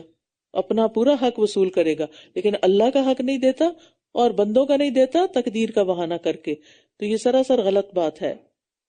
اور بلا شبہ ہم نے ہر امت میں ایک رسول بھیجا کہ اللہ کی عبادت کرو اور طاغوت سے بچو، تو ان میں سے بعض ایسے تھے جنہیں اللہ نے ہدایت دی، اور ان میں سے بعض وہ تھے جن پر گمراہی ثابت ہو گئی، لہٰذا زمین میں چلو پھرو، پھر دیکھو جھٹلانے والوں کا انجام کیا ہوا۔ طاغوت جو ہے نا، یہ طاغی سے ہے، طغیانی بھی اسی سے ہے، جس کا مطلب ہوتا ہے اپنی حد سے آگے بڑھنا۔ یعنی یہ لفظ بولا جاتا ہے شیطان پر، باطل معبود پر، اور ہر اس شخص پر جو گمراہی کی طرف دعوت دینے والا ہو۔ یعنی سب سے پہلے طاغوت سے مراد شیطان لی جاتی ہے. تو شیطان کا کام کیا؟ برائی کی طرف دعوت دینا. تو جو انسان آپ کو برے رستے کی طرف بلائے وہ بھی طاغوت ہی ہے. اگر آپ ان کی ہدایت پر حریص ہیں تو اللہ اسے کبھی ہدایت نہیں دیتا جسے وہ گمراہ کر دے، اور ان کے لیے کوئی مددگار بھی نہیں. اور وہ اللہ کی پکی قسمیں کھا کر کہتے ہیں کہ جو مر جاتا ہے اللہ اسے دوبارہ نہیں اٹھائے گا. قسمیں کھا کے کہتے ہیں. آج بھی بہت سے ایسے لوگ ہیں نا جو قیامت کا انکار کرتے ہیں. کیوں نہیں؟ یہ اس کے ذمہ سچا وعدہ ہے، لیکن اکثر لوگ جانتے نہیں، تاکہ وہ ان کے لیے وہ چیز واضح کرتے جس میں یہ اختلاف کر رہے ہیں، اور تاکہ جنہوں نے کفر کیا وہ جان لے کہ یقیناً وہ جھوٹے تھے. بے شک جب ہم کسی چیز کا ارادہ کرتے ہیں تو ہمارا اس کے بارے میں یہ کہنا ہوتا ہے کہ ہو جا تو وہ ہو جاتی ہے، کن فیکون. لہذا دعا مانگتے ہوئے بھی کہا کریں یا اللہ تیرے لیے کچھ بھی مشکل ہے، یہ تو کن فیکون ہے، صرف تیرے کن کہنے کی دیر ہے، تیرے اذن کی دیر ہے، تیری توفیق چاہیے، تیری مدد چاہیے، تو ہی کرنے والا ہے. اور جن لوگوں نے ظلم سہنے کے بعد اللہ کی راہ میں ہجرت کی ہے یقیناً ہم انہیں دنیا میں بھی اچھا ٹھکانہ دیں گے، اور آخرت کا اجر یقیناً بہت بڑا ہے. کاش وہ جانتے ہوتے، یعنی کاش کہ وہ علم رکھتے تو ایمان لے آتے، اور مہاجر اگر ہجرت کی فضیلت جانتے ہوتے تو بہت خوش ہوتے، اور جنہوں نے ہجرت نہیں کی وہ فضیلت جانتے ہوتے تو ہجرت کر لیتے. تو جو اللہ کے لیے سب کچھ چھوڑ دیتا ہے اس کے بدلے میں اللہ تعالیٰ اس کو اس سے پہلے سے بھی زیادہ بہترین دیتا ہے. اور یہ آزما کے دیکھ لیجیے، تجربہ کر کے دیکھ لیجیے. بعض اوقات ایسا ہوتا ہے کسی چیز پر آپ کا حق ہوتا ہے، دوسرا قسم کھا کے کہتا نہیں یہ میری، آپ جھگڑا چھوڑ دیتے ہیں. کس کی خاطر؟ صرف اللہ کی خاطر. کہ اگر میں نے یہ جھگڑا کیا تو یہ رشتہ ہی کٹ جائے گا، قطع رحمی ہو جائے گی، اللہ آپ کو اس سے بہتر دے گا. وَمَا تُنْفِقُوا مِنْ شَيْءٍ فَهُوَ يُخْلِفُهُ. جو بھی تم خرچ کرتے ہو تو اللہ تعالیٰ اس کے بدلے میں اس کے پیچھے اور لے آئے گا. الَّذِينَ صَبَرُوا وَعَلَىٰ رَبِّهِمْ يَتَوَكَّلُونَ. وہ لوگ جنہوں نے صبر کیا اور اپنے رب ہی پر وہ توکل کرتے ہیں. صبر اور اللہ پر توکل، یہ دو چیزیں ہوں تو ہی انسان کے اندر ہجرت کرنے کی صلاحیت پیدا ہوتی ہے. ورنہ بندہ مستقبل کے خوف سے اپنا گھر چھوڑ کر کہیں اور نہیں جاتا کہ وہاں کھاؤں گا کہاں سے اور کیا ہوگا، خوف اور اندیشوں کا ہی شکار رہتا ہے. اور ہم نے آپ سے پہلے بھی مردوں کو ہی رسول بنا کر بھیجا تھا جن کی طرف ہم وحی کرتے تھے، بس اگر تم نہیں جانتے تو اہل علم سے پوچھ لو. اہل الذکر مراد ہے یہاں یہود و نصارہ، کیونکہ وہ اہل کتاب تھے نا، واضح دلائل اور صحیفوں کے ساتھ. اور ہم نے یہ ذکر آپ کی طرف اتارا ہے. آپ دیکھ رہے ہیں اس بارے میں بار بار ذکر کا لفظ کتاب الہی کے لیے آیا ہے. ٹھیک ہے، تو جب ہمیں ذکر کرنے کے لیے کہا جاتا ہے نا تو اس سے مراد صرف تسبیح وغیرہ نہیں ہوتی، قرآن پڑھنا بھی ذکر ہے، واضح دلائل اور صحیفوں کے ساتھ.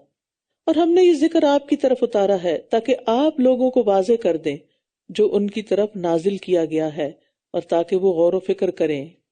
کیا پھر جنہوں نے بری چالیں چلی وہ اس سے بے خوف ہو گئے ہیں کہ اللہ انہیں زمین میں دھنسا دے یا ان پر وہاں سے عذاب آ جائے جہاں سے انہیں وہم و گمان بھی نہ ہو؟ تو اگلی 3 آیات میں رسول صلی اللہ علیہ وسلم اور اہل ایمان کے خلاف سازشیں کرنے والوں کے لیے 4 قسم کا عذاب بتایا گیا ہے. پہلا کہ اس بات سے بے خوف ہیں کہ اللہ ان کو زمین میں دھنسا دے اور ان کا نام و نشان باقی نہ رہے. آپ نے دیکھا ہوگا کہ بعض جگہوں پہ جب خسف ہوتا ہے، زمین پھٹتی ہے زلزلے سے، لوگ اس میں گر جاتے ہیں، گھر کے گھر گر جاتے ہیں، اور پھر دوبارہ زلزلے کا جھٹکا آتا ہے اور وہ زمین واپس مل جاتی ہے، اور وہ اندر ان کی ڈیپ ڈاؤن قبریں بن جاتی ہیں. اللہ تعالیٰ ہم سب کو بچا کے رکھے. ایک کلپ میں نے دیکھا تھا جس میں ہائی وے پر ایسا ہی ہوا، لوگ تیز گاڑیاں دوڑا رہے تھے اور وہ گاڑیاں نیچے کھائی میں جا رہی تھی. دوسرا عذاب انہیں ایسی جگہ سے آ پکڑے جہاں سے وہ سوچتے بھی نہ ہو، جس کا کبھی ان کے دل میں خیال بھی نہ گیا ہو، گمان بھی نہ ہو. تیسرا، یا وہ ان کے چلتے پھرتے انہیں پکڑ لے تو وہ اللہ کو ہرگز عاجز کرنے والے نہیں، یعنی زندگی کی مصروفیات میں، سفر کرتے ہوئے، کہیں آتے جاتے، کام کاج کے دوران. اور چوتھی، او یأخذہم علی تخوف، یا وہ انہیں خوف کی حالت میں پکڑ لے.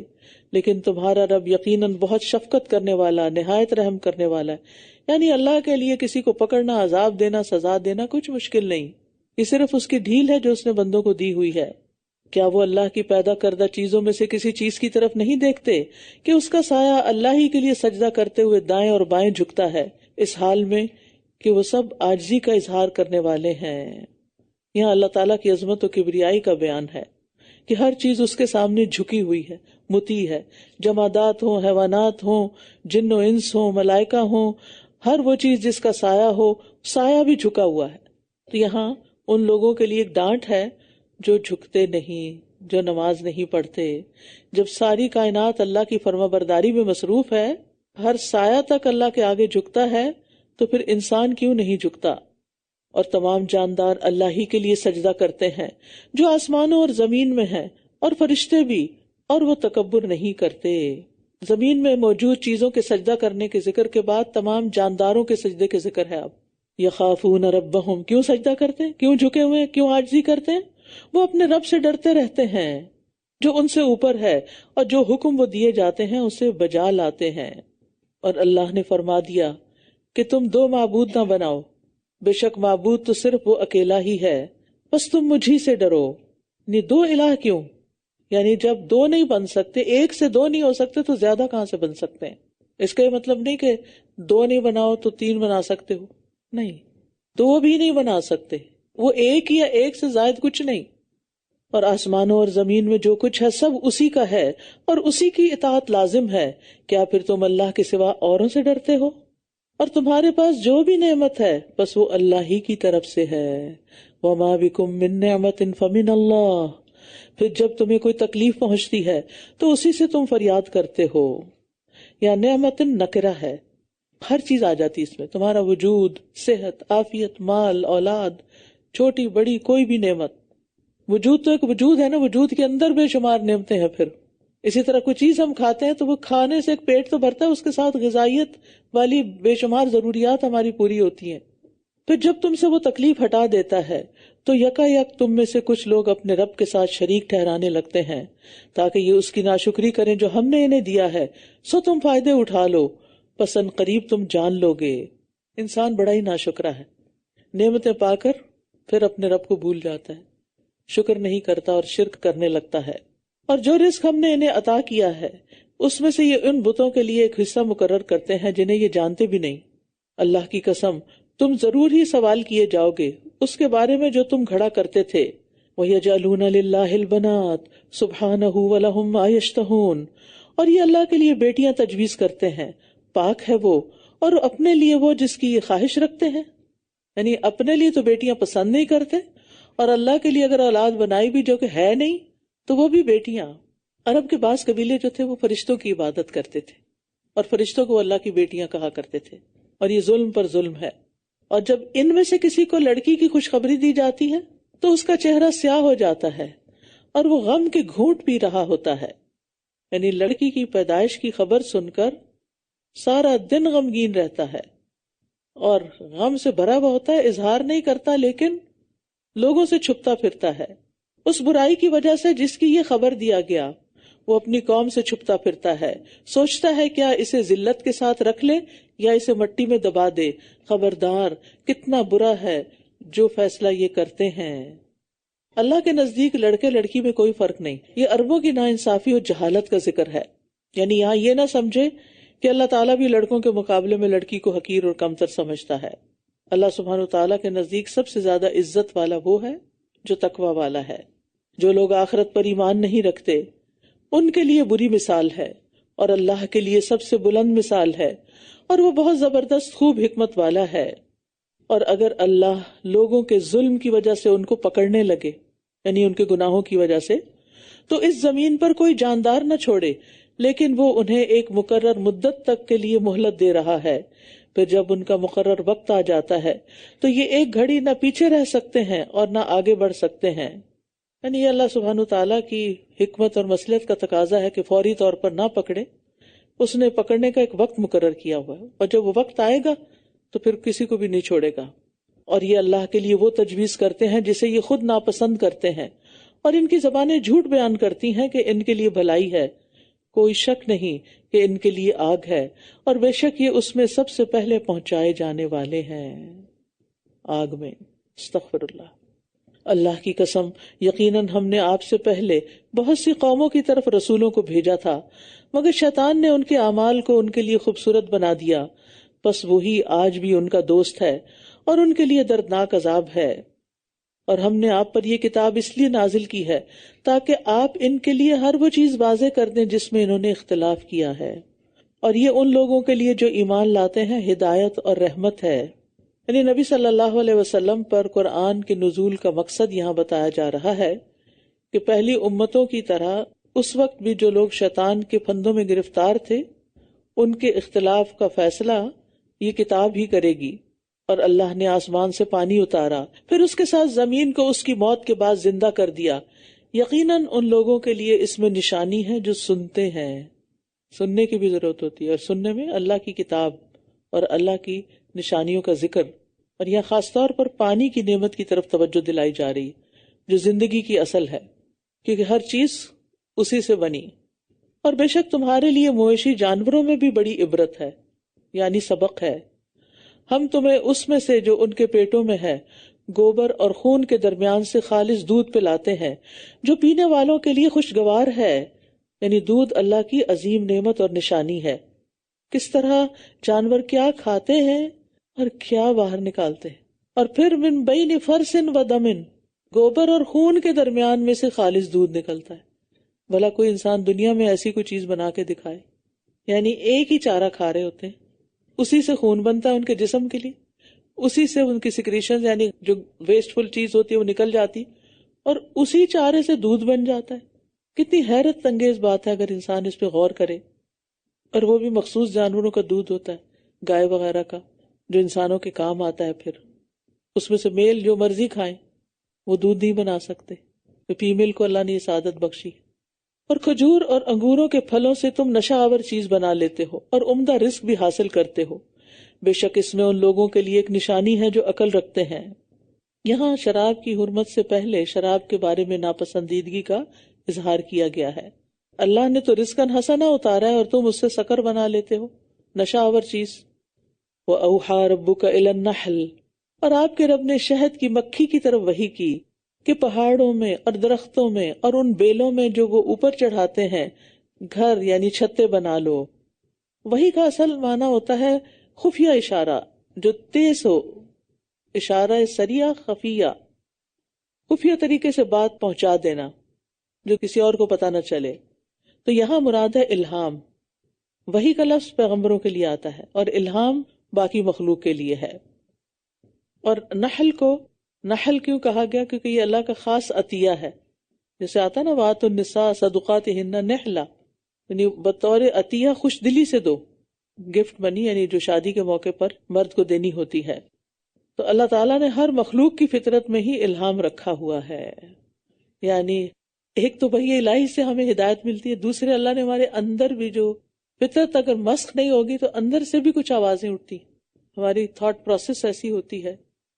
اب دیکھیے کہ خیالات ہر انسان کے اندر اٹھتے ہیں، کہا جاتا ہے کہ دن میں ایک انسان کے ذہن سے 70,000 خیال گزرتے ہیں، کچھ اختیاری ہوتے ہیں کچھ غیر اختیاری ہوتے ہیں، کچھ بھی آپ کا اختیار نہیں ہوتا، جیسے وسوسے وغیرہ اچانک ہی آ جاتے ہیں، لیکن کچھ چیزوں کے بارے میں آپ خود اپنی مرضی سے سوچ رہے ہوتے ہیں اور سوچے چلے جاتے ہو، اور ایک ٹرین چلائے چلے جا رہے ہوتے ہیں، پتہ نہیں کہاں سے گزرتے ہیں، وادیوں جنگلوں سے، اور بیٹھے کہیں ہوتے ہیں اور سوار کسی اور جگہ پہ ہوتے ہیں، سفر کہیں اور کر رہے ہوتے ہیں۔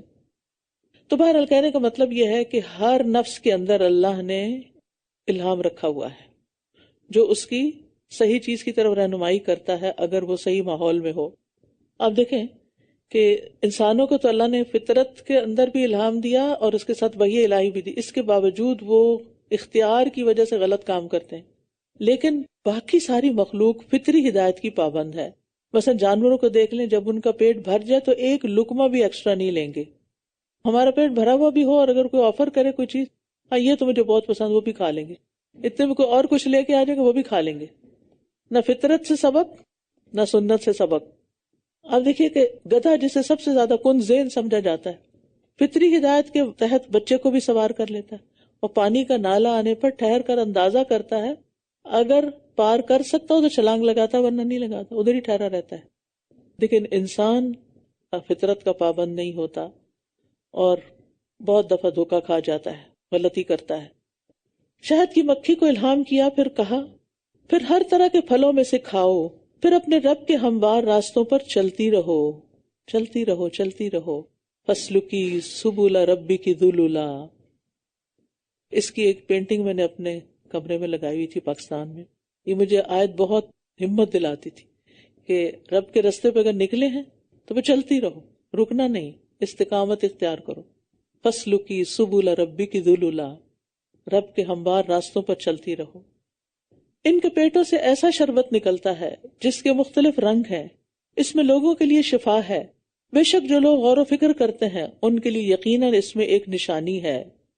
اب یہاں شہد کی مکھی کس طرح کام کرتی ہے، کیسے شہد بناتی ہے، اس کی تفصیلات آپ خود بھی کہیں سے معلوم کر سکتے ہیں، لیکن یہ ساری تفصیلات مائنڈ بلوئنگ ہیں کہ ایک چھوٹا سا کیڑا اڑنے والا کتنی بہترین چیز پروڈیوس کرتا ہے، بہت بڑی فیکٹری لگائے اور پولوشن پھیلائے. ہماری جو وہ چیزیں جو فیکٹریز میں بنتی ہیں وہ کیا کر رہے ہیں، اور شہد کی مکھی جس پول پہ بیٹھی اس کو بھی نقصان نہیں دیتی، بس ضرورت کی چیز وہاں سے لے لیتی ہے اور پھر رستہ نہیں بھولتی، وہ کھا کے ہضم نہیں کر جاتی، اس کو سیو کرتی ہے اور پھر اصل جگہ پہ لا کے ڈالتی ہے اور پھر اس کو کنورٹ کرتی ہے شہد میں، اس سارا جو جوس ہوتا ہے. اور یہاں پر شراب کا لفظ آیا مشروب کے معنوں میں، یہ شہد اصل میں پینے کی چیز ہے. ٹھیک ہے، چاہے ویسے پی لیں، چاہے گھول کے پی لیں، دودھ میں، پانی میں، جوس میں، ڈرنک میں، چائے میں، جس مرضی میں. اچھا آپ دیکھیے کہ شہد کی مکھی ویسے کاٹتی ہے وہ پروٹیکشن کے لیے کہ مجھے کوئی چھیڑے نہ، بہت کام ہے میرے، چھیڑو گے تو پھر خیر نہیں، میں مصروف ہوں، تم فارغ ہو، تمہیں مکھیاں مارنے کے سوا کوئی کام نہیں. تو زہریلا کیڑا ہے لیکن اس کے پیٹ میں ہمارے لیے مشروب ہے اور میٹھا، جس سے ہم اور چیزوں کو میٹھا کرتے رہتے ہیں، اور بہت سی دوائیاں بھی اس سے بنتی ہیں. یہ سب کچھ خود سے تو نہیں ہو رہا نا، کسی نے مکھی کو پیدا کیا اور اس کے اندر کچھ الہام کیا، تم نے کرنا کیا، ساری پروگرامنگ کر دی، اب وہ آٹو پہ ہے. اور اللہ نے تمہیں پیدا کیا ہے، پھر وہی تمہیں فوت کرے گا، اور تم میں کوئی ایسا بھی ہے جو سب سے ناکارہ عمر کی طرف پھیر دیا جاتا ہے تاکہ بہت کچھ جاننے کے بعد بھی کچھ نہ جانے. بے شک اللہ خوب علم والا، خوب قدرت والا ہے. یہاں انسان کی زندگی کے مختلف مراحل بتائے گئے ہیں. نبی صلی اللہ علیہ وسلم ارذل العمر سے پناہ مانگتے تھے، جس میں انسان کچھ جانتا نہیں وہ کہاں ہے. کچھ بوڑھے ایسے ہوتے ہیں نا، ان کو یہ بھی نہیں پتا ہوتا کہ وہ کہاں رہ رہے ہیں، اپنے گھر میں یا کسی ہوم میں ہے، کیا کھلایا جا رہا ان کو، کون آیا کون گیا، نام تک بھول جاتے ہیں، اپنی اولاد کو نہیں پہچانتے. ہر نماز کے بعد یہ دعا مانگنی چاہیے، یا کم از کم کچھ نمازوں کے بعد تو ضرور مانگیں، جس میں آتا ہے وَأَعُوذُ بِكَ مِنْ أَنْ أُرَدَّ إِلَىٰ أَرْذَلِ الْعُمُرِ. اور اللہ ہی نے تم میں سے ایک کو دوسرے پر رزق کے معاملے میں فضیلت بخشی ہے، تو جو لوگ فضیلت دیے گئے ہیں اپنا رزق اپنے غلاموں کی طرف لوٹانے والے نہیں ہیں کہ یہ سب اس رزق میں برابر ہو جائیں. کیا پھر یہ اللہ کی نعمت کا انکار کرتے ہیں؟ یعنی تم اپنے غلاموں کو اپنے رزق اور اختیار کا کوئی حصہ نہیں دیتے، اپنے برابر نہیں کرتے، تو انسانوں کو اور مخلوقات کو اللہ کے برابر قرار دیتے ہو. اور اللہ نے خود تم ہی میں سے تمہارے لیے بیویاں پیدا کی. حوا آدم کی پسلی سے پیدا کی گئی تھی، اور تمہاری بیویوں سے تمہارے لیے بیٹے اور پوتے پیدا کیے، اور اس نے تمہیں پاکیزہ چیزوں میں سے رزق دیا. کیا پھر بھی یہ باطل پر ایمان لاتے ہیں اور اللہ کی نعمت کا انکار کرتے ہیں؟ یہ اللہ تعالیٰ کے احسانات میں سے ایک بڑا احسان ہے کہ انسان کی تنہائی اور وحشت دور کرنے کے لیے اس کو ساتھی دیا، مرد کے لیے عورت، عورت کے لیے مرد. اور پھر دوسرا یہ کہ وہ ساتھی اس کی جنس انسان سے دیا، کوئی جن بوت نہیں، کوئی جانور نہیں. آدم علیہ السلام کو جنت میں رہنے کے باوجود سکون تبھی حاصل ہوا جب انہیں اپنی جنس سے بیوی ملی. حالانکہ فرشتوں کو بھی انہوں نے دیکھا تھا، لیکن فرشتے تو فرشتے ہیں اور انسان انسان ہے. اور ویسے بھی آپ دیکھیں کہ انسان انسانوں سے ہی مانوس ہوتے ہیں، اور یہ اللہ کے سوا ان کی عبادت کرتے ہیں جو ان کو آسمانوں اور زمین میں سے رزق دینے میں کسی بھی چیز کے مالک نہیں ہے، اور نہ ہی یہ استطاعت رکھتے ہیں، یعنی دے ہی نہیں سکتے.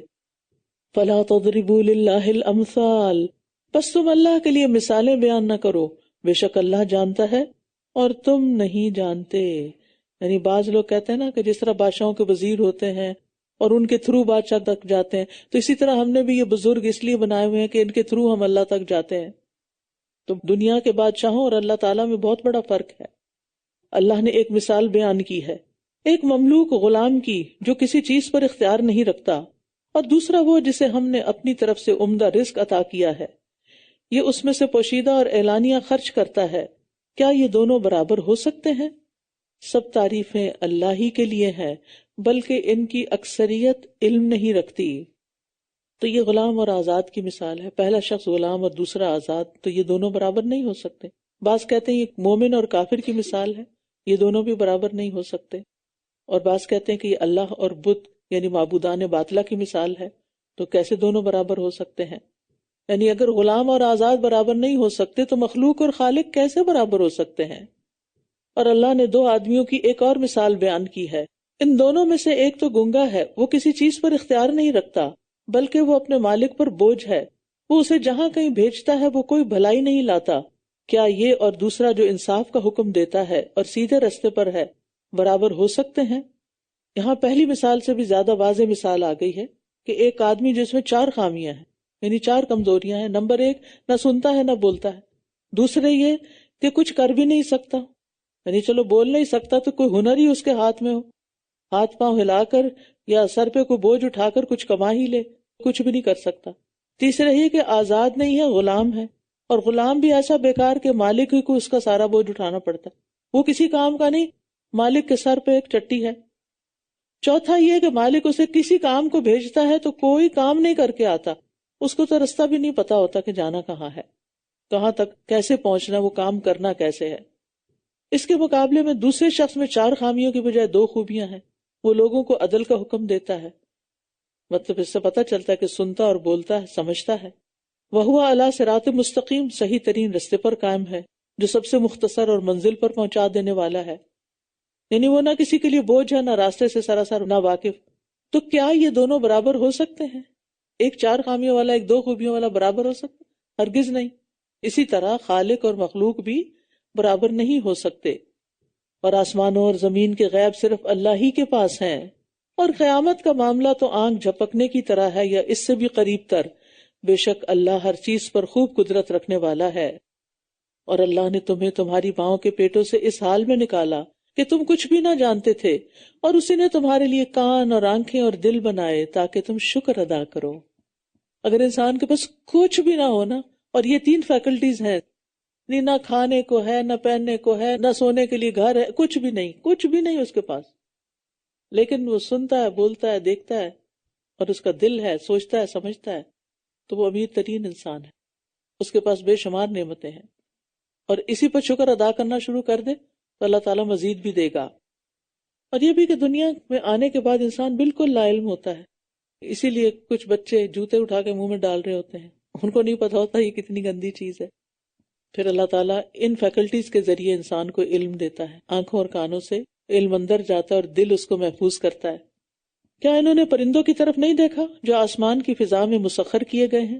انہیں اللہ کے سوا کوئی اور تھامے ہوئے نہیں ہے، بے شک اس میں یقیناً ان لوگوں کے لیے بہت سی نشانیاں ہیں جو ایمان لاتے ہیں۔ اور اللہ نے تمہارے لیے تمہارے گھروں کو رہنے کی جگہ بنایا، اور اس نے تمہارے لیے مویشیوں کی کھالوں سے گھر بنائے ہیں جنہیں تم اپنے سفر اور اپنے قیام کے دن ہلکا پھلکا پاتے ہو، اور ان کی اون اور پشم اور بالوں سے گھر کا سامان اور ایک مقرر وقت تک فائدہ اٹھانے کی چیزیں بنائیں۔ یہاں گھر کی تعریف کی جا رہی ہے، یعنی رہائش سے متعلق اللہ کی نعمتیں ہیں، اور گھروں کی ایک حرمت بھی ہوتی ہے، ایک پرائیویسی بھی ہوتی ہے، اسی لیے بلا اجازت کسی کے گھر میں داخل ہونے اور حتیٰ کہ جھانکنے سے بھی منع کیا گیا، اور تجسس سے بھی۔ اور پھر چمڑے کے خیموں کو بھی گھر بتایا جو سفر میں آسانی کے ساتھ چلتے ہیں، اور جہاں ضرورت پڑتی ہے ان کو تان کے دھوپ بارش گرمی سے بچتے ہیں لوگ۔ اور اللہ نے ان چیزوں میں سے جو اس نے پیدا کی تمہارے لیے سائے بنائے، جیسے گھر ایک چھت ہے نا، سایہ ہے، تو ایسے ہی اور چیزوں کے بھی سائے ہیں۔ اور اس نے تمہارے لیے پہاڑوں میں چھپنے کی جگہ بنائی، اور تمہارے لیے کرتے بنائے جو تمہیں گرمی سے بچاتے ہیں، اور ایسے کرتے یعنی زرہیں بھی جو تمہیں تمہاری جنگ میں بچاتے ہیں۔ اسی طرح وہ تم پر اپنی نعمت پوری کرتا ہے تاکہ تم فرما بردار بن جاؤ، سر تسلیم خم کر دو۔ اب یہاں گھر سے باہر کی نعمتوں کا ذکر کیا گیا ہے۔ فَإِن تَوَلَّوْا فَإِنَّمَا عَلَيْكَ الْبَلَاغُ الْمُبِينُ، پھر اگر یہ منہ موڑ جائیں تو بے شک آپ کے ذمہ واضح پیغام پہنچا دینا ہے۔ ایمان کی توفیق دینا یا نہ دینا یہ اللہ کے ہاتھ میں ہے۔ یعرفون نعمت اللہ ثم ینکرونہا واکثرہم الکافرون، یہ اللہ کی نعمت کو پہچانتے ہیں پھر اس کا انکار کر دیتے ہیں، اور ان میں سے اکثر لوگ ناشکرے ہیں۔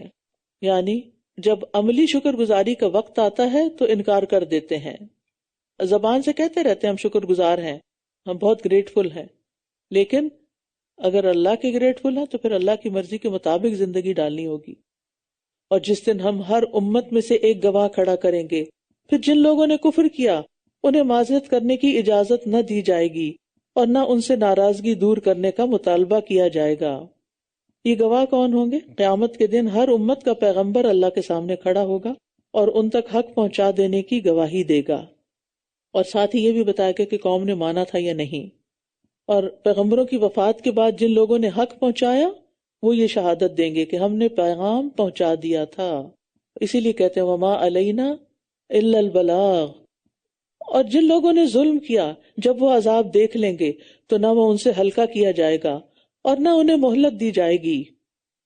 ظلم کرنے والوں سے مراد یہاں مشرکین ہے، کیونکہ جو موحدین ہوں گے گناہوں کی سزا پا کر جہنم سے نکل آئیں گے، یا شفاعت سے یا محض اللہ کی رحمت سے۔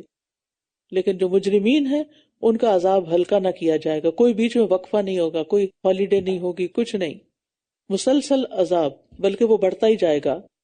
اور وہ لوگ جنہوں نے شرک کیا جب اپنے شریکوں کو دیکھ لیں گے تو کہیں گے اے ہمارے رب، یہی ہیں ہمارے وہ شریک جنہیں ہم تیرے سوا پکارا کرتے تھے، تو وہ انہیں جواب دیں گے کہ بے شک تم ہی جھوٹے ہو۔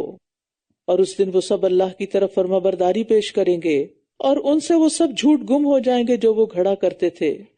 یعنی جب مشرکوں کے سب بہانے ختم ہو جائیں گے تو وہ اللہ کے سامنے فرما بردار ہو جائیں گے، جھک جائیں گے، لیکن اس وقت کوئی فائدہ نہ ہوگا۔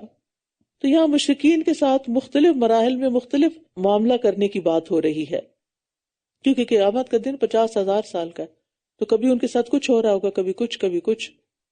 وہ لوگ جنہوں نے کفر کیا اور لوگوں کو اللہ کے راستے سے روکا، ہم انہیں عذاب پر عذاب بڑھا کر دیں گے اس فساد کے بدلے جو یہ کیا کرتے تھے۔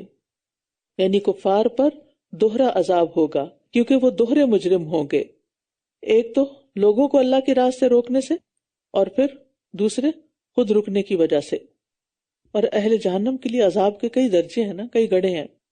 اور جس دن ہم ہر امت میں سے انہی میں سے ایک گواہ ان پر اٹھا کھڑا کریں گے، اور ہم آپ کو ان لوگوں پر گواہ بنا کر لائیں گے، اور ہم نے آپ پر ہر چیز کو کھول کر بیان کرنے والی کتاب نازل کی ہے، اور فرما برداروں کے لیے ہدایت اور رحمت اور خوشخبری ہے۔ ان اللہ یأمر بالعدل والاحسان وایتاء ذی القربى وینہی عن الفحشاء والمنکر والبغی یعظکم لعلکم تذکرون۔ بے شک اللہ تمہیں عدل اور احسان کرنے اور قرابت داروں کو دینے کا حکم دیتا ہے، اور بے حیائی، برائی اور زیادتی کرنے سے روکتا ہے۔ وہ تمہیں نصیحت کرتا ہے تاکہ تم یاد رکھو۔ یہ بڑی ہی جامع آیت ہے، یہ جمعے کے خطبے میں پڑھی جاتی ہے نا۔ اس میں 3 چیزوں کے کرنے کا حکم دیا گیا اور 3 چیزوں سے منع کیا گیا ہے۔ کرنے کے کام عدل و انصاف کرنا یا اعتدال اختیار کرنا، اللہ کے بارے میں زیادتی سے بچنا، مخلوق کے بارے میں عدل کرنا، اور احسان کیا ہے؟ دوسروں کے ساتھ نیکی کرنا، اگر وہ نہ کرے پھر بھی کرنا، اور رشتہ داروں کو دینا، وقت دینا، ان کی عادت کرنا، ان کے دیگر حقوق ادا کرنا۔ مالی مدد کے محتاج ہیں تو سب سے پہلے ان کا حق ہے کہ ان کی مدد کی جائے۔ اور 3 چیزوں سے منع کیا گیا، فحشاء کھلی برائی، قبیح برائی، اور منکر جس چیز سے روکا گیا ہو، جس کا انکار کیا گیا ہو، اور بغی سرکشی یعنی دوسروں کے حقوق پر دست درازی۔ اور اللہ کے عہد کو پورا کرو جب بھی تم عہد کرو، اور قسموں کو ان کے پختہ کرنے کے بعد نہ توڑو، حالانکہ تم اللہ کو اپنے اوپر ضامن بنا چکے ہو، بے شک اللہ جانتا ہے جو کچھ تم کرتے ہو۔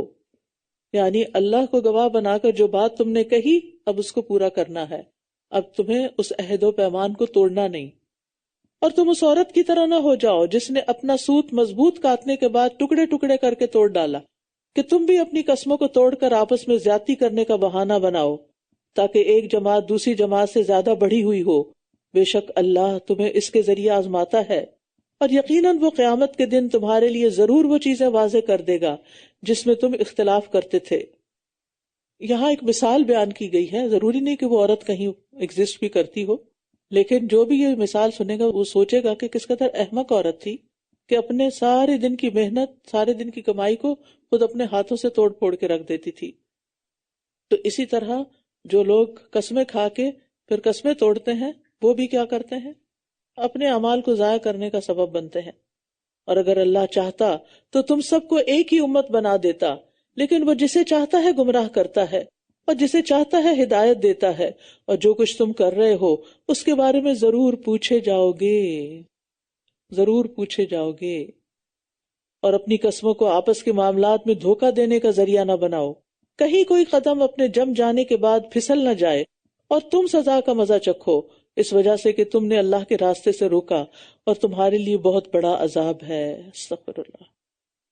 یعنی اگر انسان جھوٹی قسم کھاتا ہے تو جو اس کو دیکھ رہا ہوگا وہ شاید دین سے نکل جائے کہ اچھا یہ مسلمان ایسے، اور پھر ان کے بھٹکنے کا بھی عذاب اس کو ہوگا جس نے یہ غلط کام کیا ہوگا۔ یعنی تمہاری دھوکہ دہی اور بدعہدی کو دیکھ کے کوئی شخص مرتد نہ ہو جائے، یا عہد توڑنے والا شخص خود کفر میں مبتلا نہ ہو جائے۔ اور بنیادی طور پر مسلمانوں کو عہد شکنی سے روکا جا رہا ہے۔ اور تم اللہ کے عہد کو تھوڑی قیمت کے عوض مت بیچو، بے شک جو اللہ کے پاس ہے وہ تمہارے لیے بہتر ہے اگر تم جانتے ہو۔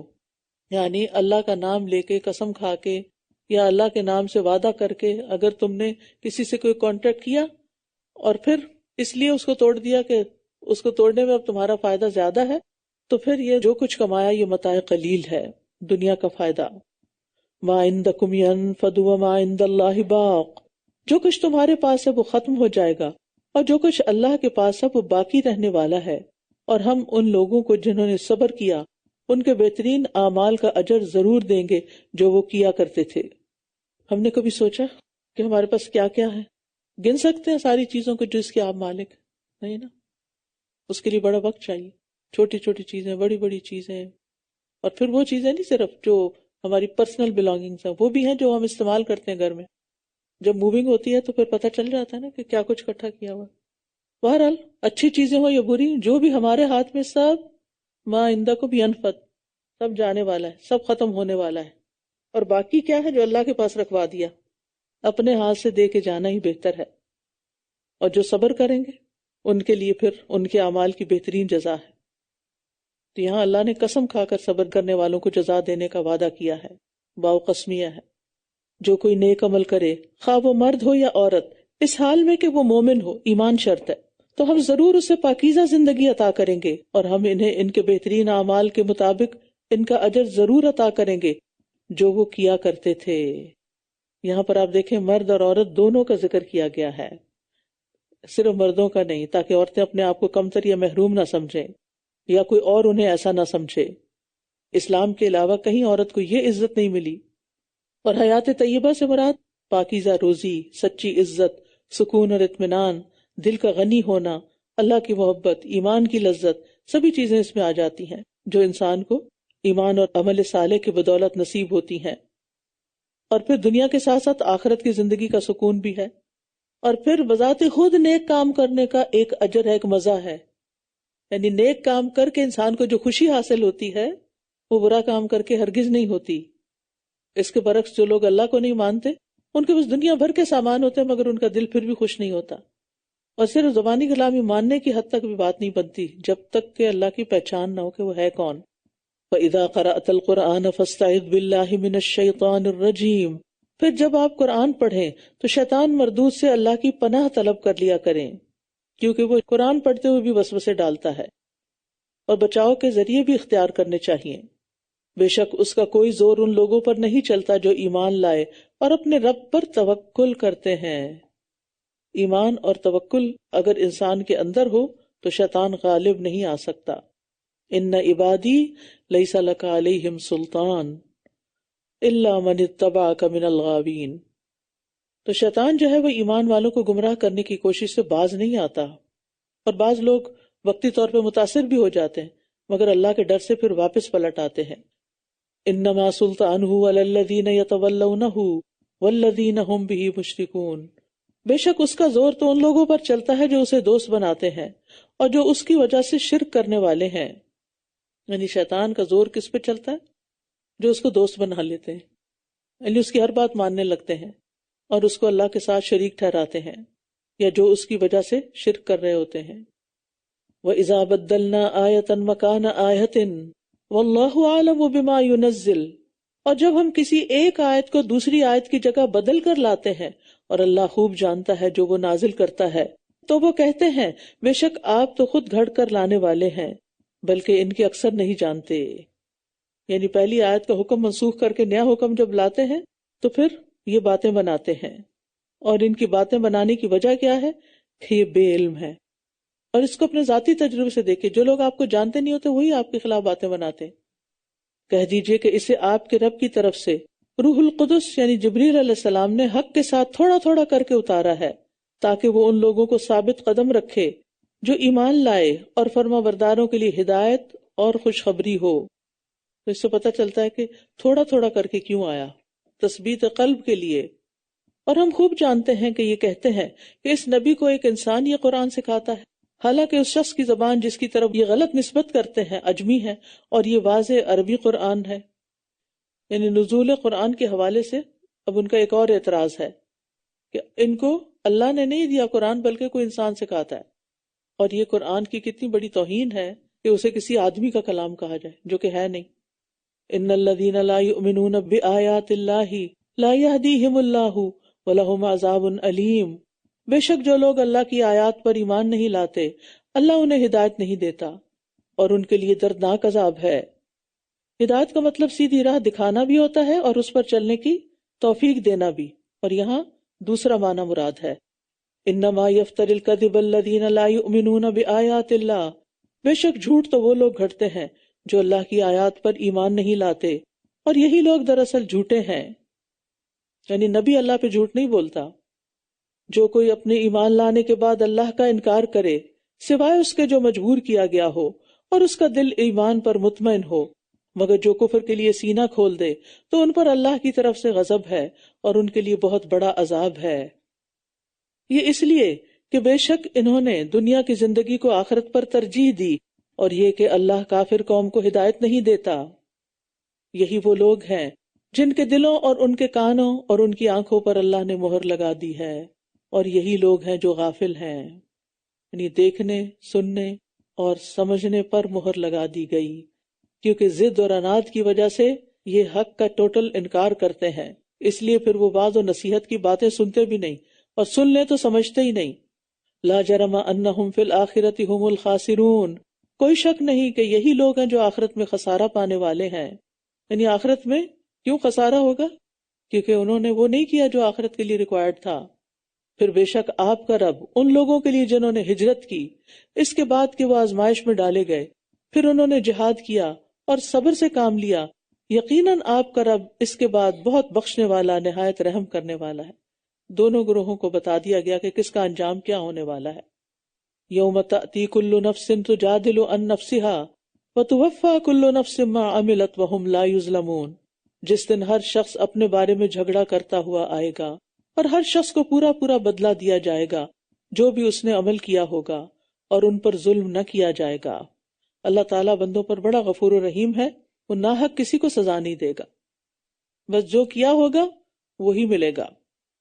اور اللہ نے ایک بستی کی مثال بیان فرمائی ہے جو امن والی اور اطمینان والی تھی، آمنتاً مطمئنتاً، اس کا رزق اس کے پاس ہر جگہ سے بافراغت آتا تھا، کھلا، لیکن اس نے اللہ کی نعمتوں کی ناشکری کی تو اللہ نے ان اعمال کے بدلے جو وہ کیا کرتے تھے اسے بھوک اور خوف کا لباس پہنا دیا۔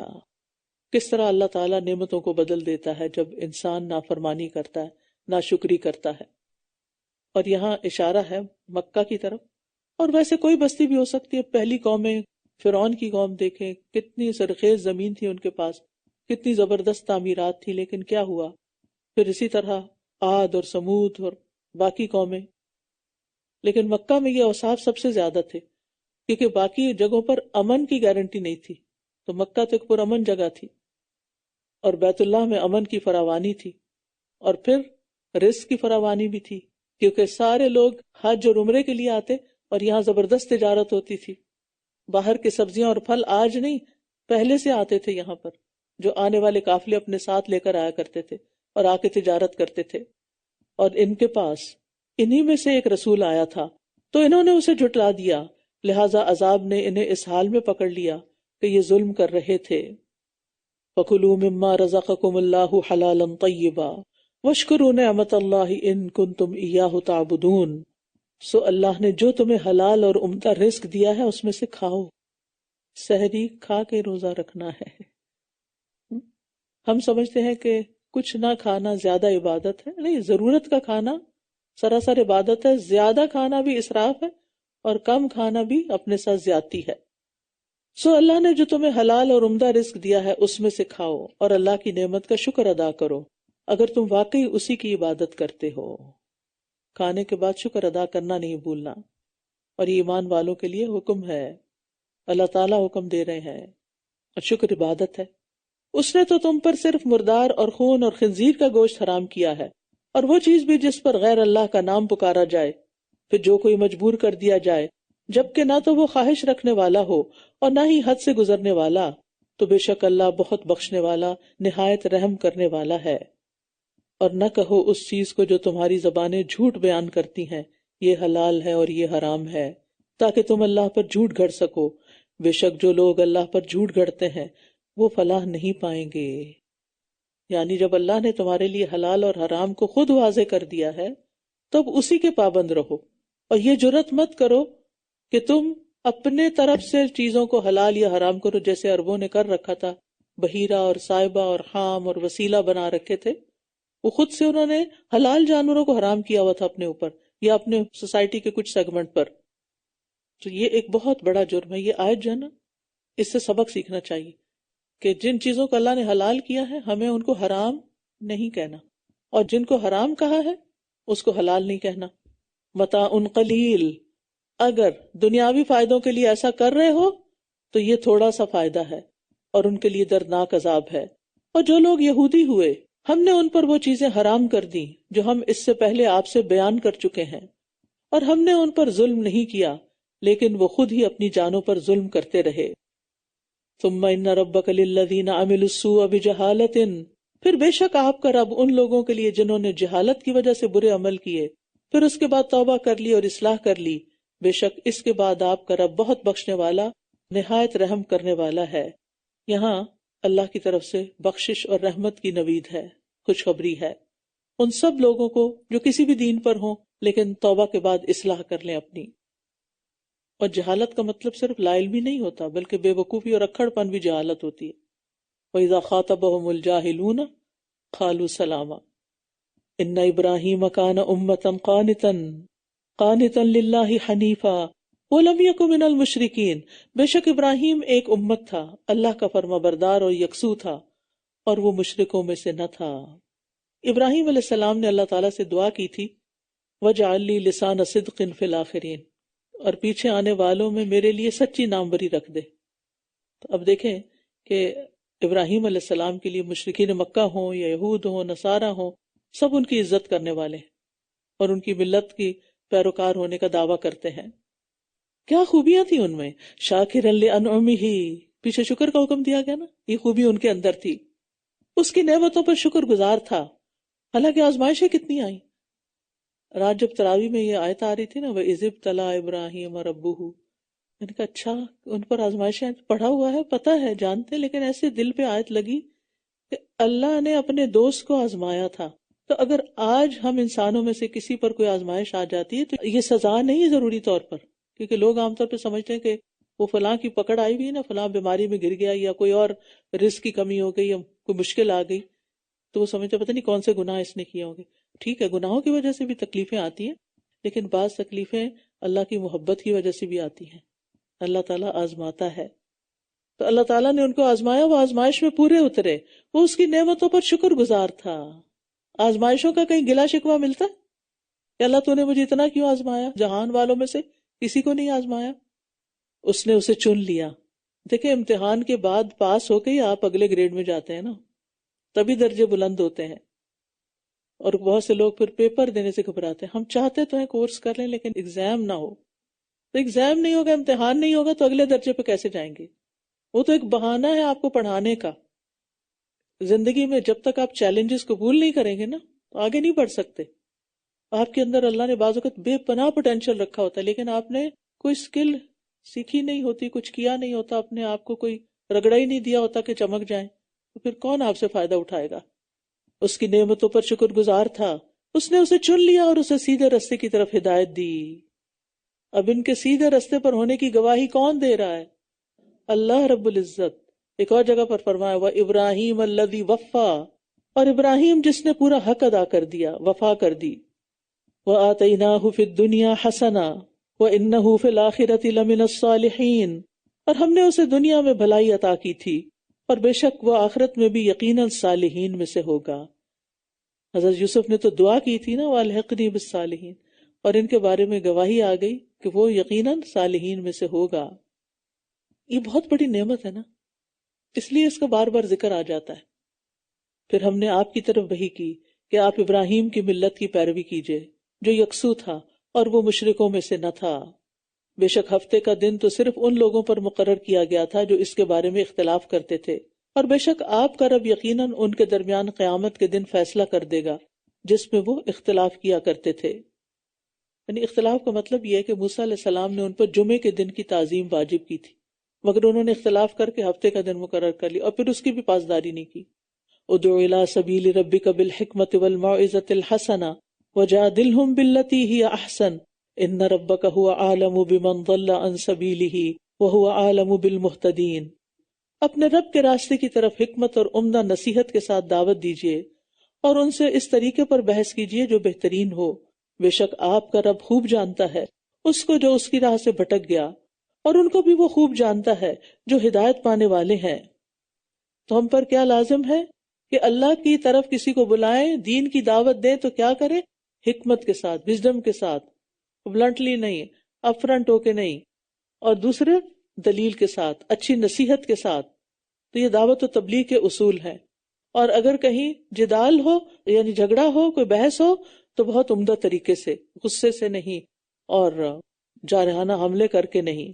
وَإِنْ عَاقَبْتُمْ فَعَاقِبُوا بِمِثْلِ مَا عُوقِبْتُمْ بِهِ وَلَئِنْ صَبَرْتُمْ لَهُوَ خَيْرٌ لِلصَّابِرِينَ، اور اگر تم بدلہ لو تو اتنا ہی بدلہ لو جتنی تم تکلیف دیے گئے، اور اگر تم صبر کر لو تو یقیناً یہ صبر کرنے والوں کے لیے بہت ہی بہتر ہے۔ وَاصْبِرْ وَمَا صَبْرُكَ إِلَّا بِاللَّهِ وَلَا تَحْزَنْ عَلَيْهِمْ وَلَا تَكُ فِي ضَيْقٍ مِّمَّا يَمْكُرُونَ، اور صبر کیجئے اور آپ کا صبر اللہ ہی کی توفیق سے ہے، صبر کی بھی توفیق اللہ ہی دیتا ہے، اور آپ ان پر غم نہ کیجئے اور نہ کسی گھٹن میں مبتلا ہوں اس سے جو چالیں یہ چل رہے ہیں۔ آخر میں پھر صبر کرنے کا حکم آیا ہے، اور صبر کر لینے میں انسان کا اپنا کوئی کمال نہیں بلکہ صبر اللہ ہی عطا کرتا ہے۔ جس کو صبر کی دولت مل گئی وہ بڑا ہی خوش قسمت ہے۔ اور اللہ تعالیٰ کب صبر عطا کرتا ہے؟ جب انسان اللہ کے آگے عاجزی اختیار کرتا ہے اور اس سے دعا کرتا ہے۔ اور نبی صلی اللہ علیہ وسلم کو تسلی دی جا رہی کہ آپ اپنی قوم کے ایمان نہ لانے پر غم نہ کریں، کیونکہ آپ اتنا اپنے آپ کو غمگین کرتے تھے کہ فرمایا کہ شاید آپ اپنی جان گھلا دیں۔ آپ فکر نہیں کریں، ان اللہ مع الذین اتقوا والذین هم محسنون، بے شک اللہ ان لوگوں کے ساتھ ہے جو تقوی اختیار کرتے ہیں اور وہ لوگ جو نیکی کرنے والے ہیں۔ لہٰذا نبی صلی اللہ علیہ وسلم بھی تقوی اور احسان کے مقام پر فائز ہیں، اس لیے اللہ کی مدد آپ کے ساتھ ہے۔ یہ ایک میسج ہے جو آپ کو دیا گیا ہو، اور جس کے ساتھ اللہ ہو اس کا غم سے کیا تعلق؟ جب غم کا دورہ پڑنے لگے نا یا کوئی پریشانی کا، تو کہا کریں اللہ ہے نا، اللہ تو ہے، تیرے ہوتے ہوئے میں کمزور پڑ جاؤں، تیرے ہوتے ہوئے میں ہار جاؤں، ایسا نہیں ہو سکتا، بس مجھے تیری مدد چاہیے۔ اور اللہ تعالیٰ کس کے ساتھ ہے؟ ہر متقی کے ساتھ، ہر محسن کے ساتھ۔ تو صبر، تقوی اور احسان کا سبق یاد رکھیں، اللہ کی مدد آتی رہے گی۔ وآخر دعوانا ان الحمد للہ رب العالمین، سبحانک اللہم وبحمدک، اشہد ان لا الہ الا انت، استغفرک واتوب الیک۔ السلام علیکم ورحمۃ اللہ وبرکاتہ۔